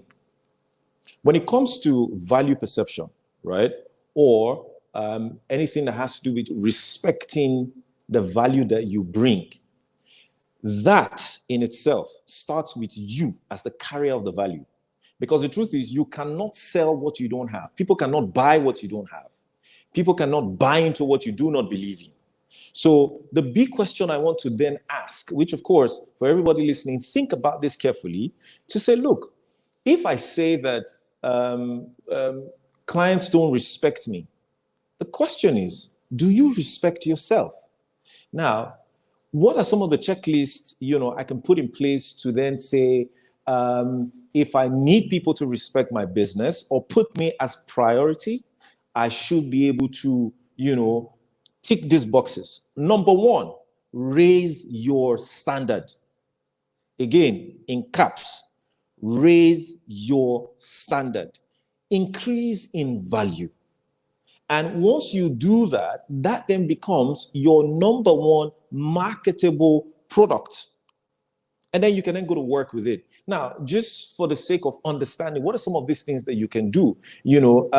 Bali talked about some of these things. Number one is identity. What's your identity? Everybody's doing wedding videography. What is that thing that makes your own visuals smell different? It tastes, I can literally lick your footage when I watch it. What is that thing that makes your work stand out? You need to identify it, and that's why sometimes when you watch some of these movies, they will tell you, like Hollywood directors, each director comes with its own unique visual narrative and style. You need to find yours. All right. Another thing under identity is, who are you? As somebody who's bringing value to the table. Are you just like some random any guy with a camera in his hand? Or you're this guy with a story. There's something I've been dreaming about, and here is an opportunity in my hand, content creation, and I want to use this platform to tell these stories. For me, I'm very passionate about telling the African story from a place of strength. I believe so much in my continent that amidst the challenges, the people complain that there are no opportunities, I see opportunities everywhere. And I always want to tell this story at every chance that I get. So identity is very important in terms of your product and you yourself as a person. Now, physical identity is also very important. And, when you show up into a room for a meeting, what do you smell like? What do you look like? How do you make people feel with the level of intelligence that you have? Or it is when you want to talk about video, that's when you open your mouth. No, you should be able to bring quality conversations when you're talking about maybe legal, or you're talking about how the food, the placement of the vendor stands will have great effect, with the overall design of things. And these things can only come when you pay attention to other things, other people's work, by reading, by watching videos, by studying, generally investing in yourself. So once you do these things, you then begin to see that your value will then begin to increase because you will be engaging people with these things. Now, we talk about value, and sometimes people tend to just focus on the final product. No, also the journey to the final product, the process to the final product is something that we also, as content creators, as videographers, as photographers, you have to pay attention to. How do you prepare for your work? How do you carry your clients along? What are the communication patterns and styles that you use to communicate with your clients? How do you communicate? Some people don't even know how to send emails. You get, I have mentees every day. Sometimes when they try to reach out to me and say, oh, sir, I have this project I want to discuss with you, I say to them, I trick them. I say, send me an email. And you could see that they're like, I can just send it to you here in the DM or WhatsApp now. But no, I want to see how robust you are in communicating these ideas. So you find people sending message to clients, and they just put a random hi, and then you just go, and this is an email. Or they're communicating with their clients, and they're using Instagram DMs. So this process to, your final products are very key. Your respect for time, your respect for different things. So it's important for you to know that if you want people to respect you, you need to increase in your value, and you need to raise your standard. And a lot of this comes with the identity of your work, your personal identity, your brand perception, how you dress, how you look, how you smell, the kind of things you talk about when you are in the room, and all of this. And so, once you find out that you're having problems with clients who really don't understand, most people, don't always confuse the fact that the guy that is paying the money is always the smartest. Truth is, people paying the money sometimes are not as smart as we are. And if you check, that's the reason why they're coming to us, right? So always know that you need to educate your clients or your customers about the value that you carry. Don't assume that this person is a big name in the industry. This person is supposed to know. No, they don't know. So if you put your price on the table and they say, oh, no, for what? We cannot. This is not just to record the thing. It's okay. But don't be afraid to say, okay, you know what? Can I explain something to you? Walk them through your work process. And most times, most people feel that when you tell the client they might take your idea and go and give it to somebody, that is, no. Understand that your marketing is different. But in this case, as a matter of fact, this is also part of marketing, because what you're trying to do is you're making the client understand that I'm not just interested in your money. I'm interested in you also getting this much value from me. And sometimes that might just be the connecting point between you and, the client. So again, understand that it is okay for you to educate your clients on the values that you bring. See, most clients don't understand, especially wedding planners. Most of them don't even understand the power of videography or photography. As far as they're concerned, it's just, put it in together, we recorded the thing and stuff. Listen, I said this to a wedding planner one time, and till today, as a matter of fact, this year, I was invited to speak at an event business conference, and this lady spoke before myself. And she made reference, before she got on stage, we were talking about some of these things, and she made reference to it. And then I remembered that, wait a minute. See, I say this all the time, that if you, as a wedding planner or as an event planner, client gives you, the budget for the entire project is like, let's say 40, 50, 100, 300 million. And then what do we want to spend? We're importing live flowers from somewhere. We want a situation where the middle floor of the reception venue opens up. You guys come out from underground, and then we're flying in engineers to rebuild an event center for just this purpose. And then they come up with all these things. We need a wedding gown that, we don't want our bride to go somewhere and go and change and come back. Once it's time for her to dance, she would do like this, and then the whole cloth would just tear out, leaving this very nice one in there that she's going to use to rock the reception, right? Or we want to bring in Denzel Washington to come and surprise the bride because that's her favorite actor. Now, by the time you put all these figures together, you then realize that the elements of this entire project, right, running into millions of dollars or millions of nairas. Now, by the time we're done with this thing, what is that department that takes us back to the experience that we all got from that beautiful day? Is the guys who are taking the photographs or the guys who are filming this event? See what I mean? Again, look at it. 50, 30 years, 100 years from now, when that couple, depending on how long they stay, and they finish their time on earth and they leave, generations to come, what will be that thing they're going to look at and then say, this was the story, or rather, this is the story of our great-grandfather and our great-grandmother, how they got married. So that reality wakes up any wedding planner to say, wait a minute, that is true. I have never thought about it this way. But do you know, a lot of people who are actually taking pictures and doing videos do not even know this thing. So when you know this information, understand that you work with it, and it will reflect in the amount of seriousness you put into you as a person, documenting, and then you have to then communicate this to these wedding planners or vendors or event people. And at the end of the day, they begin to see you as this guy. He's not just about this wedding photography or videography. This guy is very intelligent.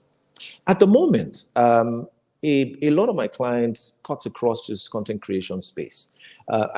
Groups right now, virtual meetings almost every day, where clients that I've worked with, in different parts of the country, they say, oh, we're working on this project in Ghana, and we thought we just add you to this group because, your ideas, your experience just cuts across. So how well do you think, we can do XYZ? And then I'm throwing in suggestions and things, and then people look at it and say, well, yeah, that's great. All right. Now, again, I have been a part of a diplomatic trip several times with the former president, Olusegun Obasanjo. And I remember once we were airborne and they were having conversations about the previous meeting we just left, the meeting with the president of Senegal. And the amount of bants that was going on in that private jet where I was seated, I was glad to just hype myself small that, I had the opportunity of contributing to the conversation, and then people picked it up from there, right? But the truth is, if you see yourself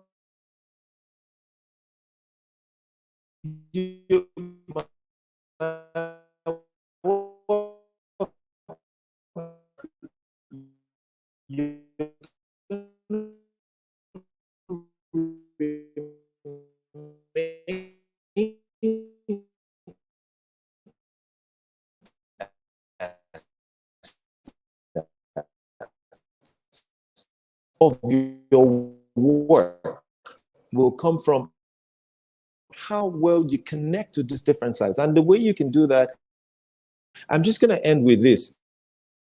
One thing in the content creation space, they probably like me too, the one in the event creation space, they actually do two, Funke Bokno and Eddie Lahani, right?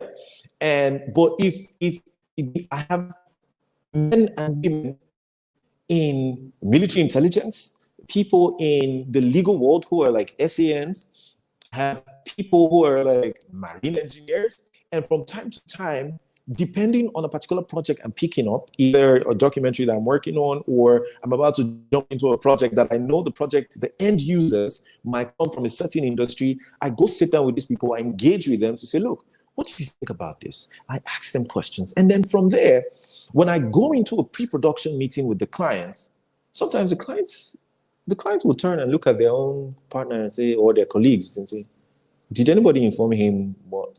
Like, no. How did you know about this? Well, it comes with why you're hiring me. And they're like, oh, wow, you're very vast, you're very experienced. Well, that's why I'm on this side of the table. So it's important to know that one way that you can get people to respect you is by increasing your value. Thank you so much. Powerful conversations there, powerful strategies, powerful ideas. When we say adaptive strategies, I'm sure some persons were expecting a lot of keys. You just drop this key, drop that key, drop like 25 keys, and they just go with key. So the strategies are in between these conversations. So yes, it will take the hungry mind who's really, really ready for a transformation to pick up all of these. So you shared a lot in the last 10 minutes, and I must appreciate you for that. Thank you I'm very going much. to bring Sir David Lanre Messan right now. Sir David, are you there? I'm here.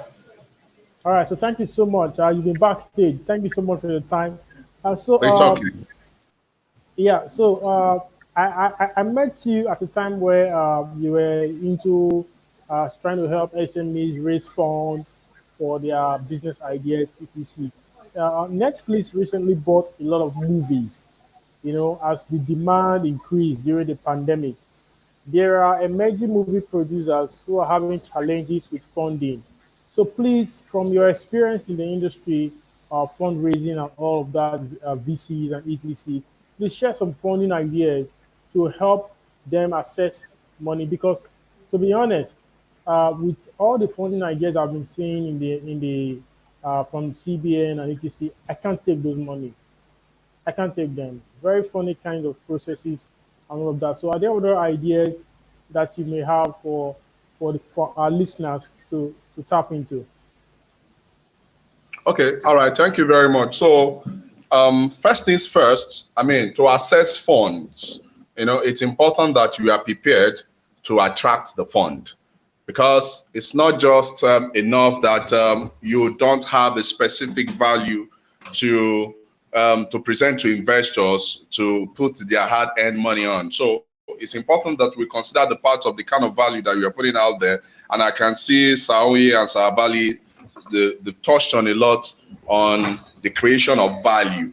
But it's also important that to be able to attract funds, you put together a very important document that is called the pitch deck. So the pitch deck has certain information about the kind of value the kind of problem you're trying to solve in itself, very clearly, your solutions, what are your strategies to market, and what are the strategies to implement this your solution or the product that you have created.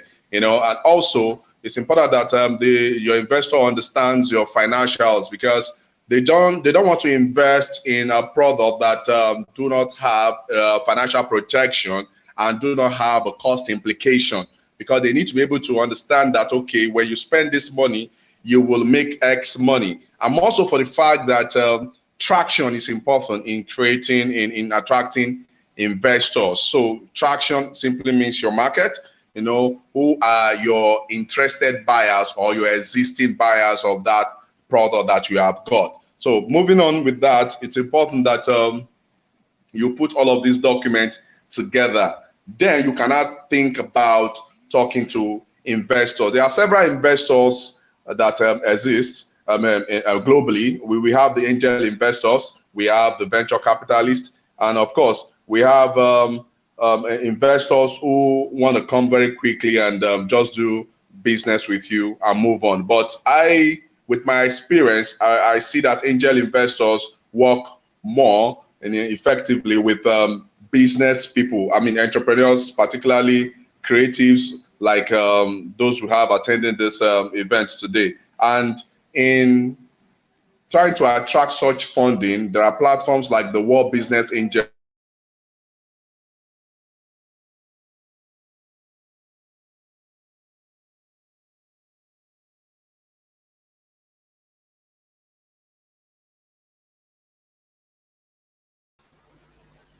I'm afraid like we've lost Messan right now. Looks like we have some network glitch. Okay, I'll just move on to. This is really really bad. Hello, can everybody hear me? If you can hear me, please say hi on the comment section.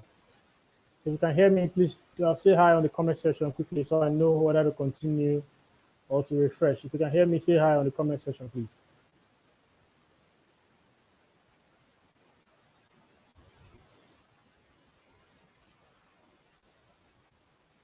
Okay. Okay. Sir Onye, let me just quickly bring you in. Let me quickly bring you in after wrap up this conversation. When Yes. Sir David comes back, I'll just quickly take. Okay, he's back. Okay, I think he's back now. Yeah. So let's. Okay. I think that was just a network issue in between. Yeah, you blanked out briefly. I think you blanked out at the point where you were about talking about the kinds of funding that's available. That's where we lost you. Hello?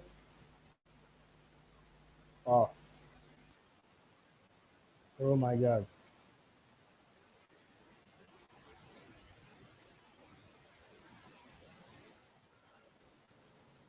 Okay, let me just bring in Sir Onye right now. Sir Onye, so the question I want to quickly ask, I'm sorry I didn't prepare you for this, but No, it's it's okay. basically we are looking at visual technologies because that seems to be the future right now, Mm, visual IT and all of that. So for event planners on this platform right now, on the mhm. audience listening to us, event planners, do this is there a possibility for the total extinction of event centers and event arenas as streaming platforms begin to gain more popularity? So are we Mm. going to get to that point in the future where nobody wants to hire an event center anymore? Nobody wants to have a big event, 200, the likes of the the likes of the video and the rest. Are we going to get to that point where you just sit down in your house and you buy a ticket and then you just log in and enjoy yourself? You don't have to be there. Do you see that happening in the industry? Yes. Capital letter yes. This yes is to the last thing you just said. Yes, this is going to be the new order of the day for some time, right? For some time. However, so we don't create this high level of panic and event service producer providers begin to panic unnecessarily.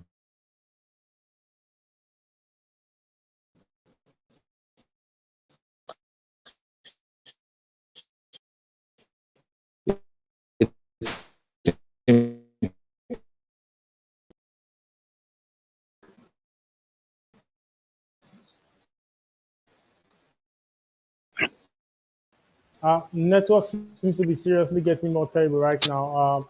So when you were sharing an idea, but we lost him. So let's come back to you. Can you hear me now, sir?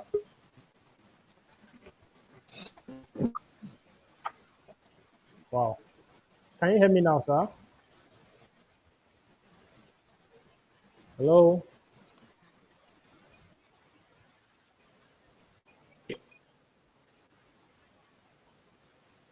I hope I'm still live. Can you hear me? I think, can you just do me a favor? Maybe you should just refresh the page or something. We couldn't hear you anymore. You're seriously breaking. Can you hear me now? Hello? Can you hear me now? Okay, yeah, good. I can hear you now. Okay, somebody was calling the mobile phone I was using, so that was what kicked me out. Okay. So that's why. But you can hear me now, right? Yeah, clearly. So just please go over it again. All right. So I'm just going to talk about it real quick. Now, I was saying that so we don't create a high level of fear, right?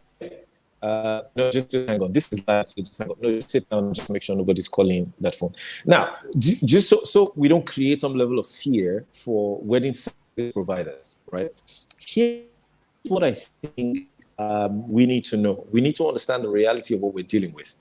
There's a pandemic, and pandemic is caused by, of course, there's a virus out there. So the way to limit the virus is to get everybody to stay indoors, right? So we don't encourage the spread of the virus.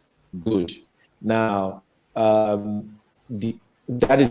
then affects any business or any idea that comes with a large gathering of people, right? Can you hear me? Can everybody hear me? Yeah, I can hear you. I can hear you. All right. So anything that encourages large gathering of people, done.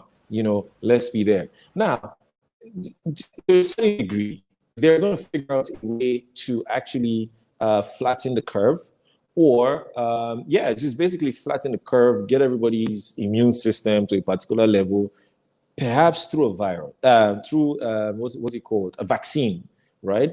And by the time they have this vaccine in place, which of course I'm not a pro-vaccine, but by the time they have these vaccines in place, they're going to enforce, for people to have that vaccine, and then kind of like ask people to go back.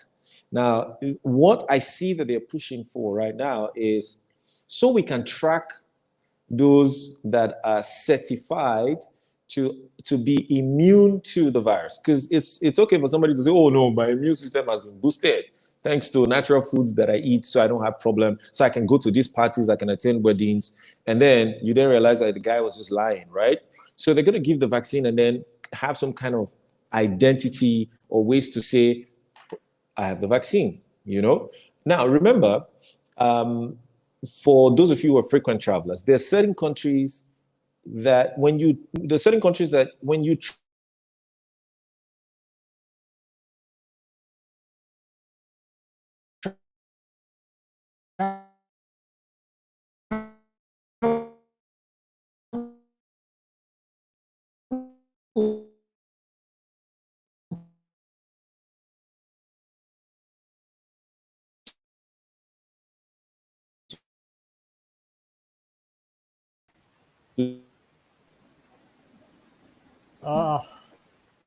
I'm afraid we'll have to take out Sir Onye again. His network has gone terribly bad again. Sir David, are you back online?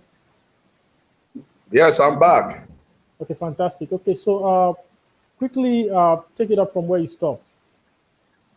Okay. I was talking about the various funding opportunities that creatives can leverage on, and I mentioned first the World Business Angels Forum that has got a funding platform where you can actually raise funds from. Talking about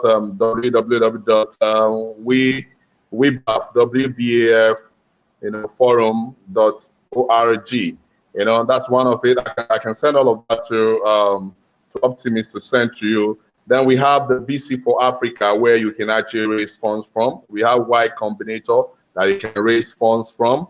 We have got the Founders Network, where you can actually raise funds from. If you Google all of these names, you can actually send your pitch deck to these platforms, and you will be attended to in less than 48 hours. Now, these are foreign investors who are interested in investing seed funds in business or business ideas that are solving major problems around the creative sector, around the health sector, and all of that.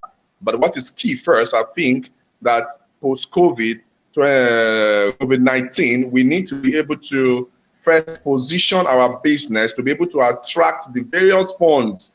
There are several funds that will be launched or will be announced in the coming weeks that will be focused on helping businesses, survive post-COVID lockdown.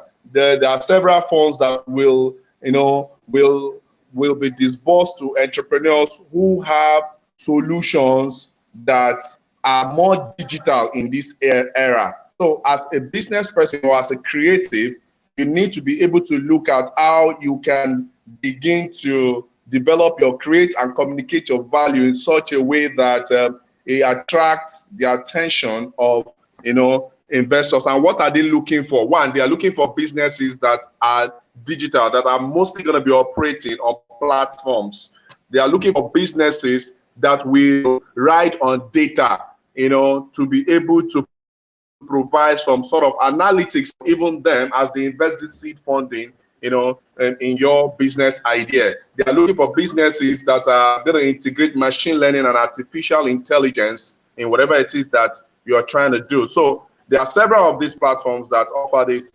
And internally in Nigeria, as it is, yes, of course, there are several other funding platforms that offer money, but then, of course, the processes are very rigorous. But I always will say that if you are determined enough and you are prepared, you will definitely access this fund. For women who are creatives, GT Bank is giving fashion loan, for example. And when they say fashion loan, they are not saying that you have to specifically do fashion. You might be doing makeup, you might be into whatever creative thing that you're trying to do. You have access to this loan, and you can get as much as 4 million to 10 million from GT Bank. You understand? All you just have to do is to have an account that operates. And guess what? It is very faceless. They don't need to see you to give you the money. I've seen several entrepreneurs access this money right from the comfort of their phone. Phones rather. They just apply and then they check your record if you are actually doing turnovers. And when they say turnovers, a lot of people think about turnovers from a millions point of view. Turnover doesn't mean, when you hear the word turnover, don't think that you have to make millions to be able to qualify for a specific fund. All they just want to see is that there's a parameter to which you are doing business, and they can measure that your business is actually constant. You're not an on and off business person. You have money is coming and going out of your account, even though if it is 100,000 naira every month. And with that, you qualify to get the fund to be able to do whatever it is that you want to do. But in this era that we are in, it is important that as creatives, we should position ourselves more as storytellers. If you are a photographer, if you are a TV producer, or as a presenter, you should understand that we are in a time where individuals are now looking for how they can cope with this crisis. People are seeking for motivation. People are looking for how they can adapt, how they can actually find happiness, how they can leverage on opportunity. So whatever it is that you are trying to do, or whatever your business or pitch deck is communicating, it should be more about how can people manage fear, how can they manage, or how can they kind of integrate into a post COVID economy, knowing fully whether they can develop that confidence that allow them to exist and coexist. So whatever your idea is, it should be more focused on how people can find happiness, how companies can find new possibilities, how companies can find new solutions that enable them cope within this period. But like I will also summarize very quickly, you need a pitch deck, and that pitch deck allow you to not just communicate your idea, your business idea, to an investor, but for you to even understand that business idea, and if you would have to make changes to the idea, and how best to understand the operations of that idea, basically.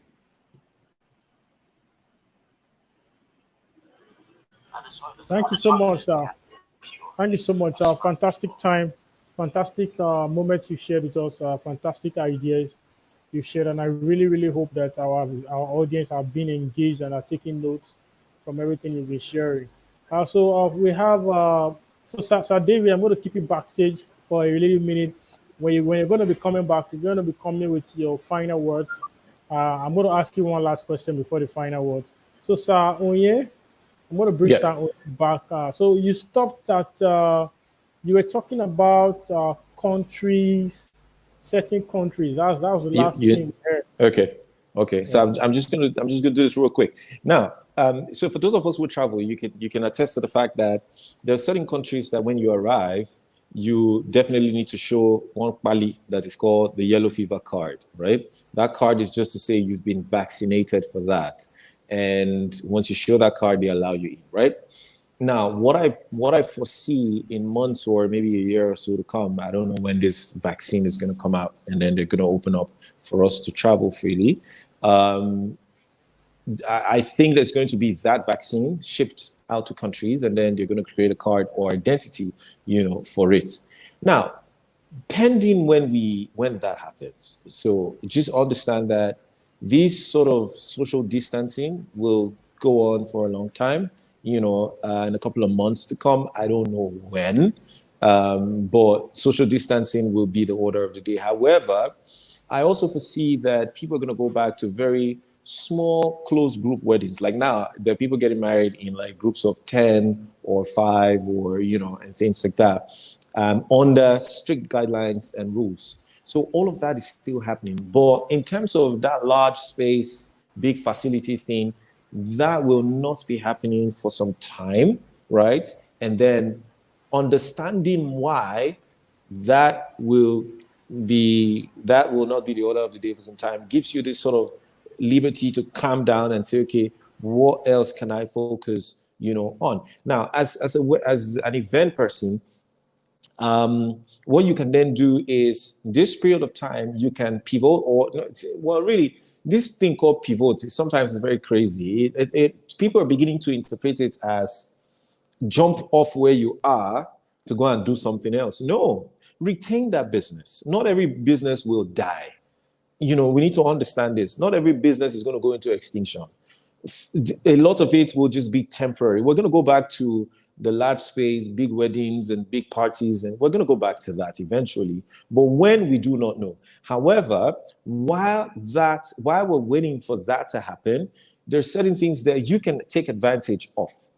So move an aspect of your resources into virtual planning of events. So you're not just planning, you're not just saying I'm a wedding planner, right? You're marketing and selling yourself as a wedding planner who does that virtually, where you can connect all the family members, guests, wherever they are. You have platforms that you use to connect everybody. You also do your basic sourcing of, the flower bouquet, that the woman is going to throw, the gown, the clothing, all of these things. Just understand that there are still businesses for these things. But you see, and just like when Mr. Abbaly started, he talked about the fact that, and then this morning I was having this same conversation with the clients, that you have to define where you want to be, because there's a transition going on right now.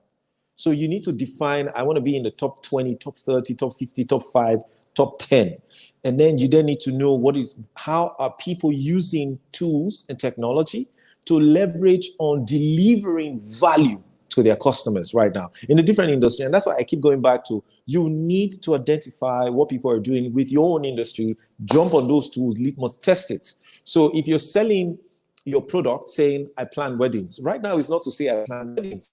You need to find ways to bring in this technology, this integration through technology that you can use to connect both your people getting married to guests in different parts. And this will involve you to now begin to learn, guest management online, which of course you can turn that into a business where you're servicing other wedding planners or vendors who are also doing digital weddings and things like that. So you see, we're going to go back to that large gatherings. However, when, we do not know.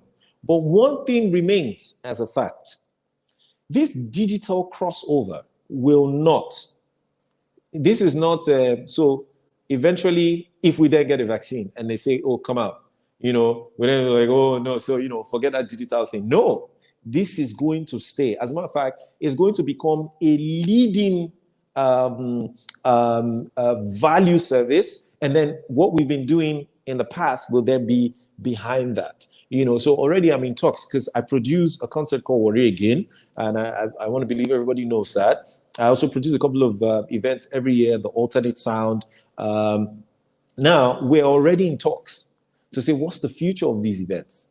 With Alternate Sound already, we're investing in tech platforms that can integrate all devices and all platforms, where one click like this, we're going live, and everybody, not today we do Instagram live, tomorrow we do Facebook live. No, we want to be able to integrate this. So these are the conversations that I think that people in that space, you must You must have this conversation. Like, I'm begging you, because I love what you do and I don't want your business to go into extinction. You must. And it's not rocket science, it's just learning, So please understand that we're going to go back to that space of doing, large gatherings. But for now, pending when they get how to just get everybody to be safe when we all come out, we don't know when that is going to be, right? So this social distancing will still go on, but you got to eat. You got to keep your brand going. Your business needs to be seen as one of those businesses that will cross over and make it big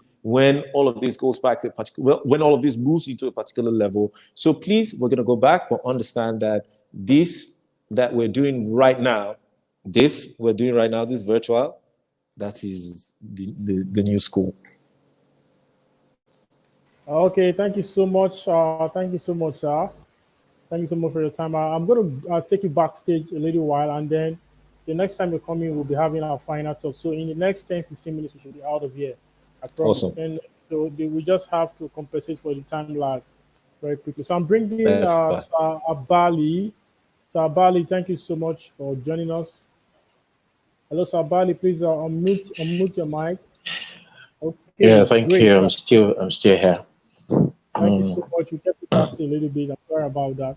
So No, it's all right. you got my question in the private chat, right? Okay. So in one of your teachings on Vortex, you talked about cost-benefit analysis. So I'd like you to talk about that on this platform and how it relates, to our current audience and how we can take advantage of some of the information that you have to share, to better position ourselves for what is to come. Cost-benefit analysis. Yeah, first I want to thank the gentleman that have spoken very intelligently. I have particularly enjoyed the last speaker and David Mentor, all of those things you've listed in terms of opportunities for assessing venture capital funding and all that. It's brilliant. Thank you very much for pouring out your hearts tonight to share. Oh, I did talk about cost benefit analysis in one of the sessions that I had. And I was very careful to say that it was not the cost benefit as you understood it in mainstream economics. I was looking at cost benefit in a sociological sense. And understanding that context is important for what you're about to hear now. The world is now run by saints. The earlier you understand that, the better for you to grapple with what you're doing. But my own role here in all this conversation is to be the guy who supports the experts. I mean, you're hearing all the experts talk. I just only provide expanded, perspectives that build more around the individual as against the technicalities of his work. That is why you have the other guest. I think that's why Carol brought me on to provide that perspective. Now, Absolutely, absolutely. the world is run by a lot of people who fundamentally subscribe to the Machiavellian worldview of leadership, which simply means the survival of the fittest. People doing whatever they have to do in their own best interest. All right. The opposite of that will be the Ubuntu style of leadership, which is not very popular because capitalism itself thrives fundamentally on Machiavelli. Your ability to take advantage of what's available to create what's needed, using the available to do the impossible. That's what this is about. And so when people make decisions, they don't base it on emotions or altruistic feelings of goodness. People essentially tend to make decisions primarily around delivering shareholders value, harnessing as much value as they can from a process or a business deal, and then making themselves and their colleagues very comfortable. And then using that whole process to put themselves on a pedestal where they're able to attract even more value in the future. That is fundamentally how the world works. The reason you go to school is to acquire That skill of using science, the building blocks of arithmetic, the building block of logic, and understanding the fundamental human nature, and combining all of these in a way that helps you cook up, as it were, a strategy for survival. And because the West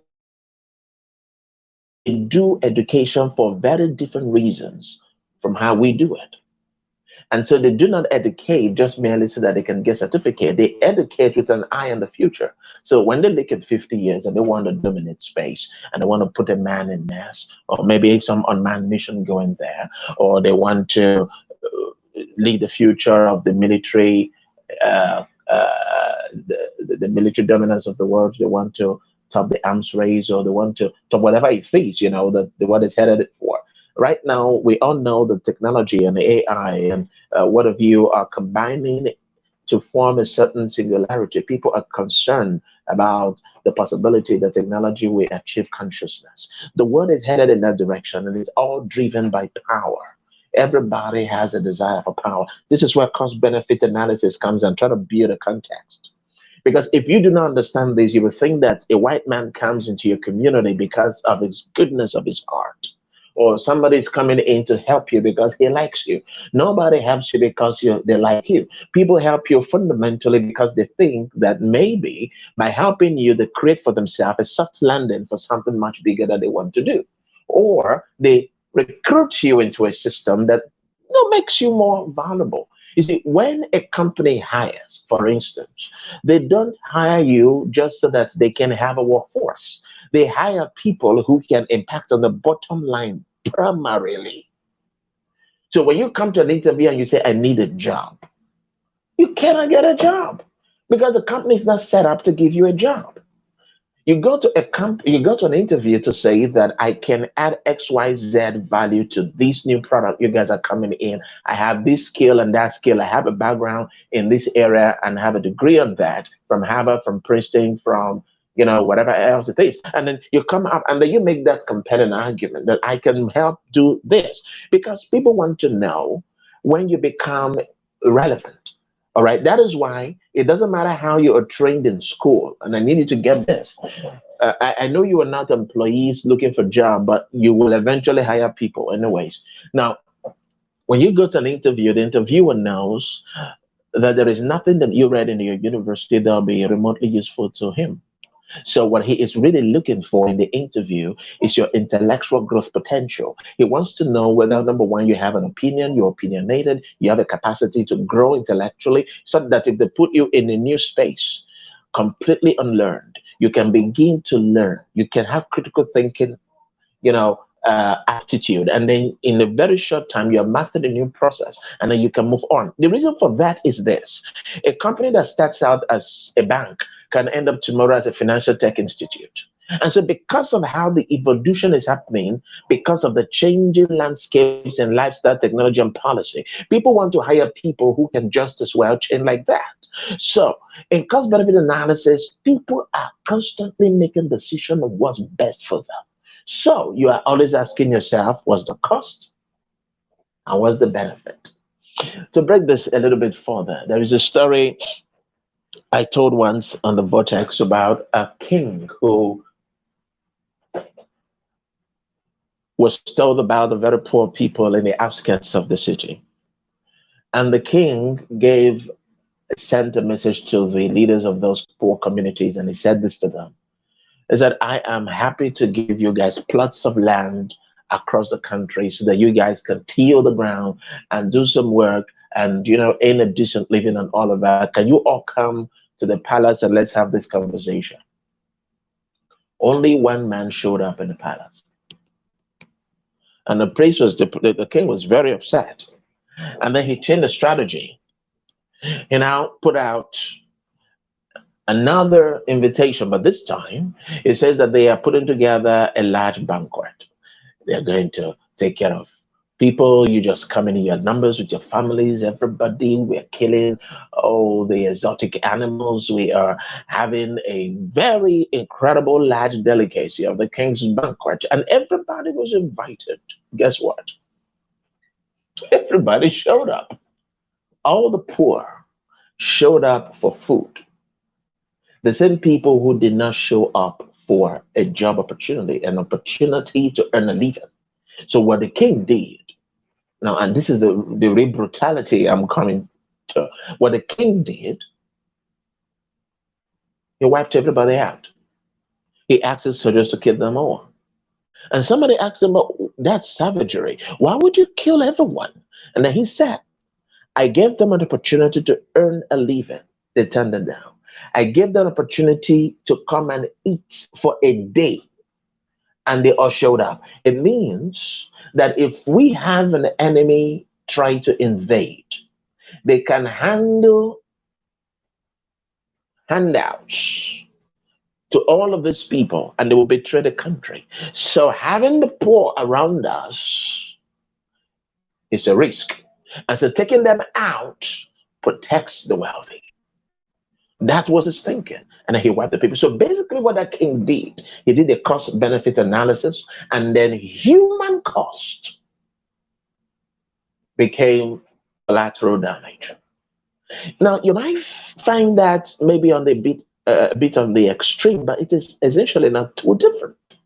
How the governments make policy. Where do they put the EPZ zones, the export processing zones? Go and check the places where they put the export processing zones, and eventually the places where the properties go up in the market. They focus most of the resource in environments where they hope to get the most taxes from. So basically, they've done their cost benefit analysis. And then often the places in the outskirts of town where virtually nobody goes, you get the last of whatever is coming. And the reason for that is because there is no real benefit coming out of that place. So the way the word works, the word looks at what they will benefit from you, and then they decide on how much it's going to cost them to get you to get a relationship with them. You are a young creative in a place called Africa. The world does not think about you with a lot of respect. There is no, they attach very little value. If, as a matter of fact, when the Rwanda genocide was going on, it was on record that leaders in the United States were saying, well, why should we be involved? These are Rwandans killing Rwandans. So as far as they're concerned, there is no oil to be gained in a place. There is no real wealth and natural deposit in that country. So there is no real benefit to necessitate the investment of treasure and blood. And so why would we commit American boots into a place from where we cannot get any real benefit? This is the world you're living in. This is Lagos. This is Africa. This is not New York. So the earlier you wake up to realize that people only associate or deal with you to the extent to which they extract a value, extract a benefit, then you wake up to realize that it is essentially a value exchanged world.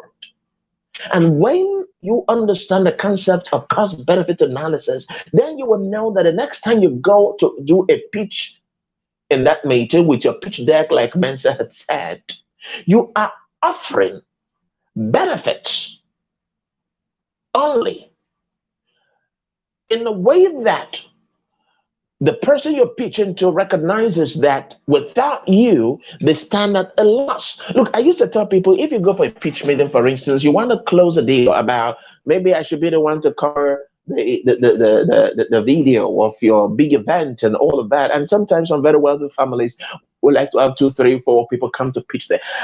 Even if you are just as well skilled as everybody else who are shown up, the real reason people want to give you the job is the way you make them feel about the benefits that you're bringing beyond photography, beyond video.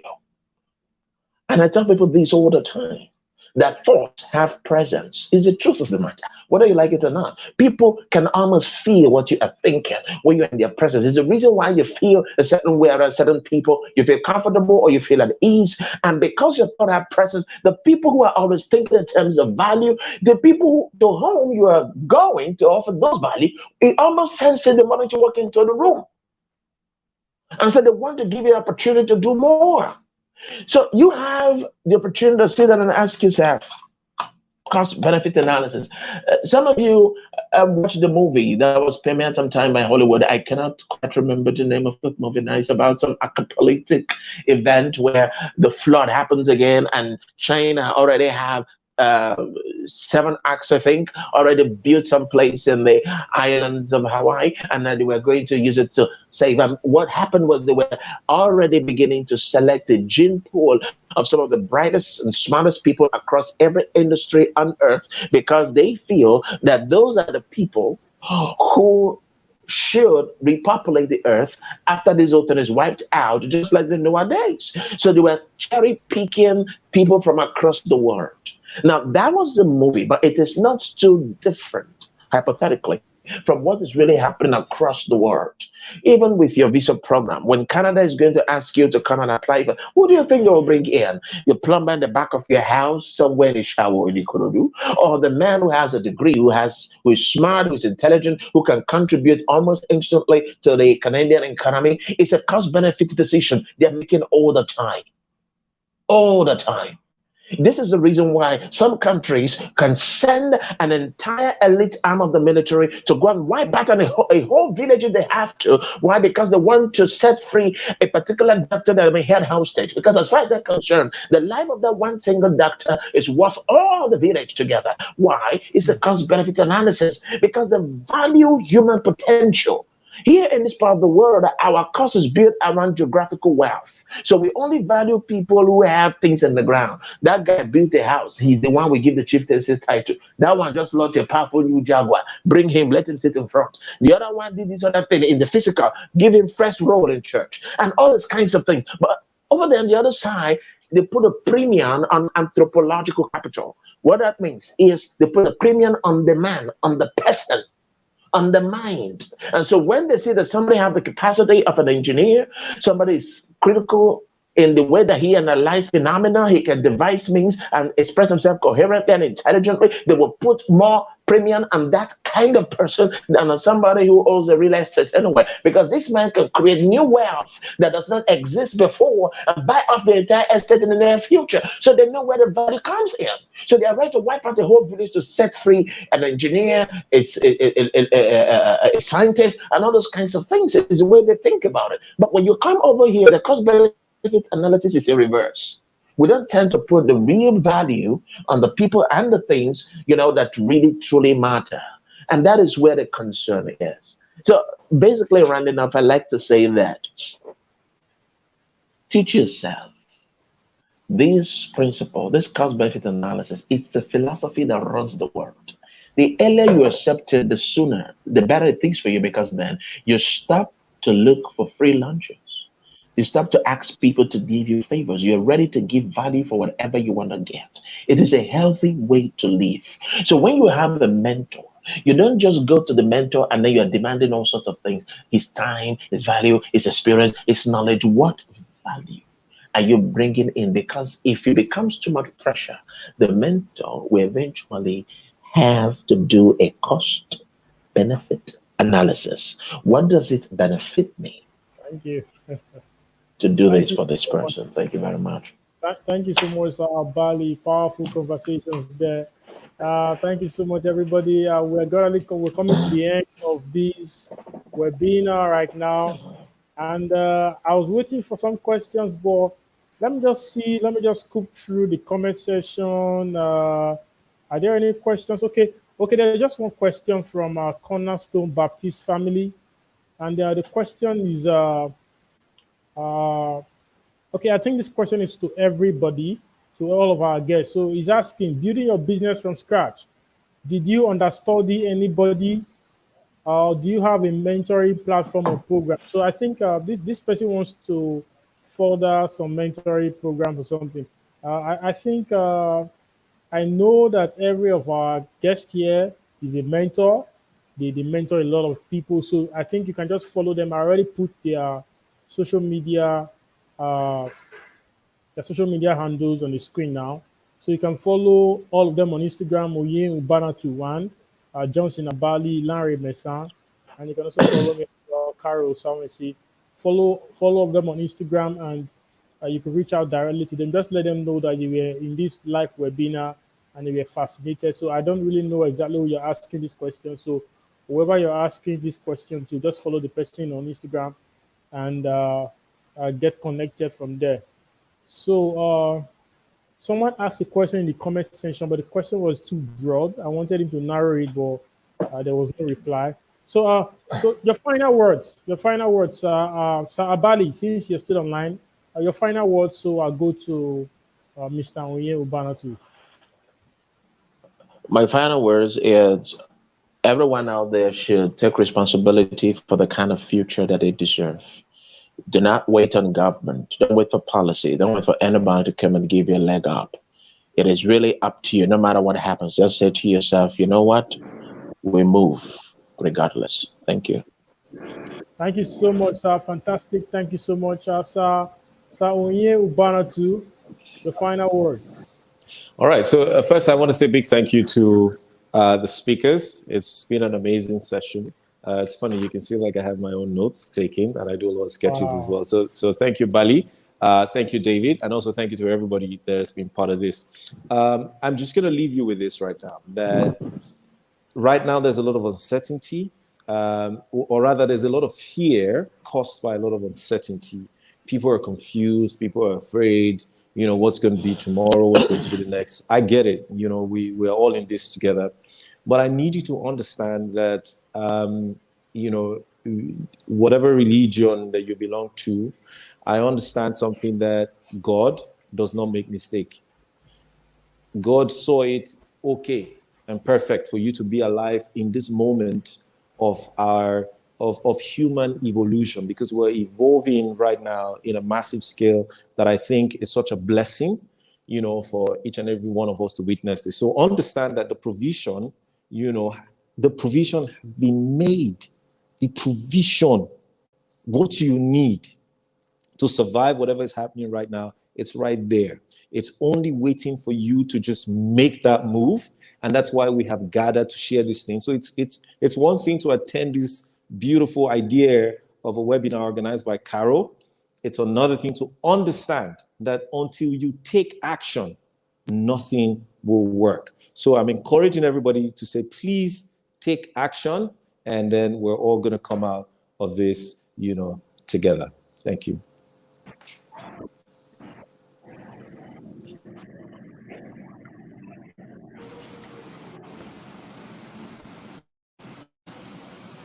Okay.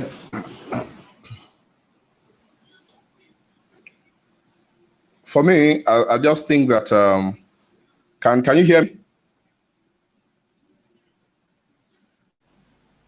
I can hear you clearly. I can hear you. We can hear you. We can hear you.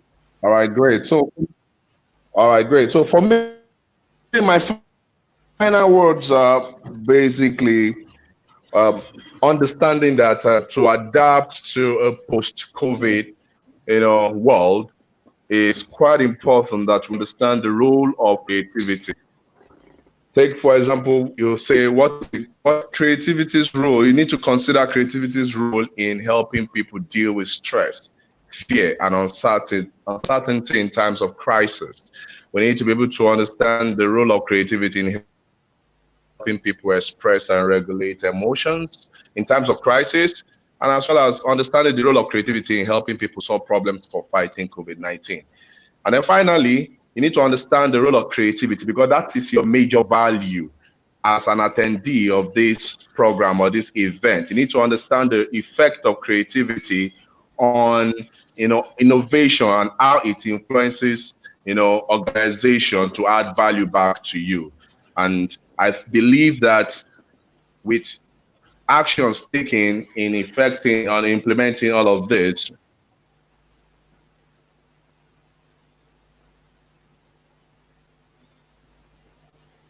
I think we lost him again on network issues. I think we'll have some network issues again.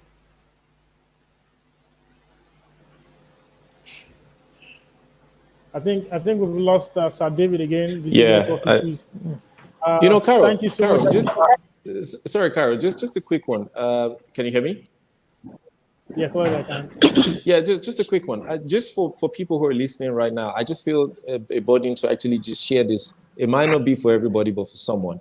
Transiting to digital, you know, for some of you who are compelled or weighed by the idea of making this transition to digital. For example, I'm just a guy who just got out of secondary school, and then I've been using camera to feed, and pay my bills or live my life. And now they're telling me to pivot. Now they're telling me to diversify. Now they're telling me to embrace all these apps and all these things. I never finished reading the manual for my camera. Finished now, so what can I do? I need you to understand that all it takes is just for the willpower. And somebody might look at it to say, but all the speakers and Carol, you guys sound so eloquent, so magnificent in your presentation and stuff. Listen, you're looking at a guy, me, that has never been through the four walls of a university before. I have never been through the four walls of a university. I literally built my business, my brand, my reputation based on an idea. And that idea, Mr. Abbaly actually touched on it. I knew exactly what I wanted to do with my life and time. And then I went to work on it, right?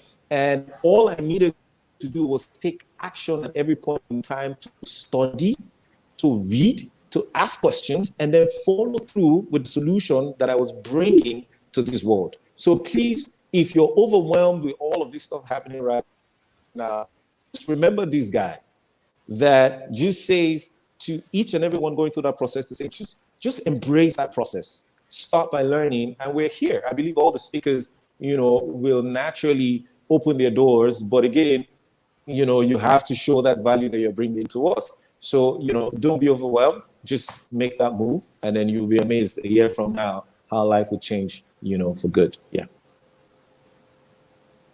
Thank you so much.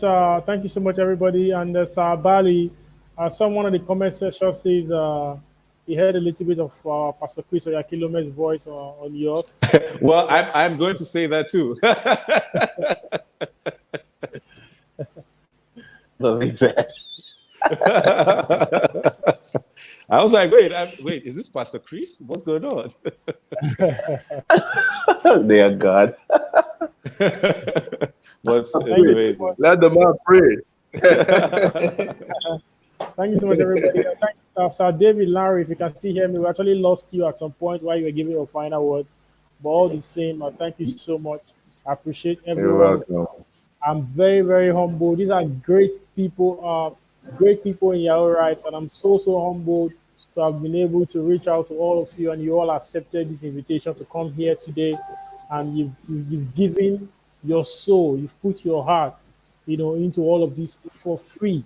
I see some webinars online, related to stuff that we just talked about, from people who are not even as talented or as experienced as you all are, and they put a fee, in times like this, and I'm like, wow, this is actually the time to share value without necessarily thinking about making money, And so all our audience, they are saying thank you so much in the comment section. I'm just going to be dropping it on the screen. So I really, really appreciate all of you. And I believe that sometime in the future, when I invite you all again for something more bigger, maybe a physical platform, you never can tell where this is going to get to. I hope you'll be able to oblige me. Thank you so much. And as a way of giving value, every person that attended this webinar, ensure you subscribe to my YouTube channel. You got this for free. So the only thing you can give to me right now is to ensure you tap this thing before you leave this live webinar. So thank you so much. Thank you so much, everybody, once again. God bless you all. Thank you. Thank you very much. Thank you very much, gentlemen. It was such a pleasure being here with you guys. Thank you. Thank you. Thank you.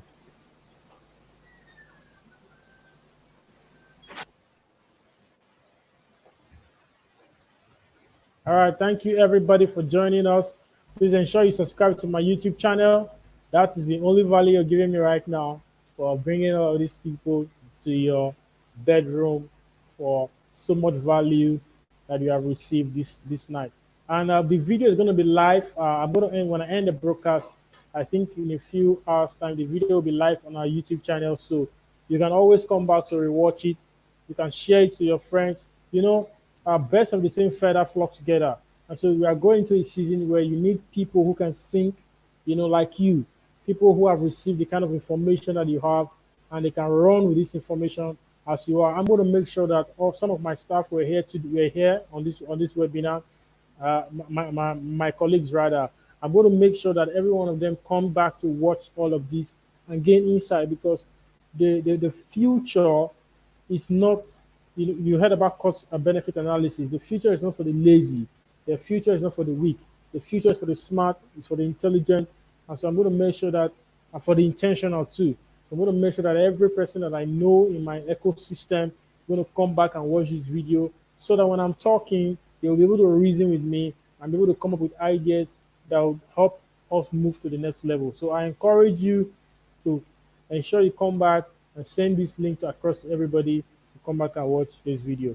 So thank you so much, everybody. Kenoni, I see you. Thank you so much for joining. Cornerstone Baptist Family, Promise Ikechukwu, Edwin Ikechukwu Alana, Julius Kefas, I see you. And there's this name called Q Lens, I guess so. Imwero Orogo, I see you. Newest cool dude, thank you so much for joining us. Wale Sheung, thank you so much for joining us. Shred Daniel Finch, I see you. Something major, I see you. Something major. Benjamin Roveno, thank you so much. And Peace Odion, Kundayo Larry Damilola. Thank you so much, every one of you. Fantastic. Dollar Queen, Otto Williams, Scott Hey, Ebi Ada, Shehu Ibrahim, Gorilla Multimedia, Samuel Mamusa, Obasi Owowo, Anastasia, Shehu. So many people, man. It's an endless list, man. I can't keep calling names. Just thank you so much, and I appreciate it. And I feel so satisfied that we succeeded in doing this. So till we meet again, this is Optimist TV Network. Ensure you subscribe to our YouTube channel. Peace out.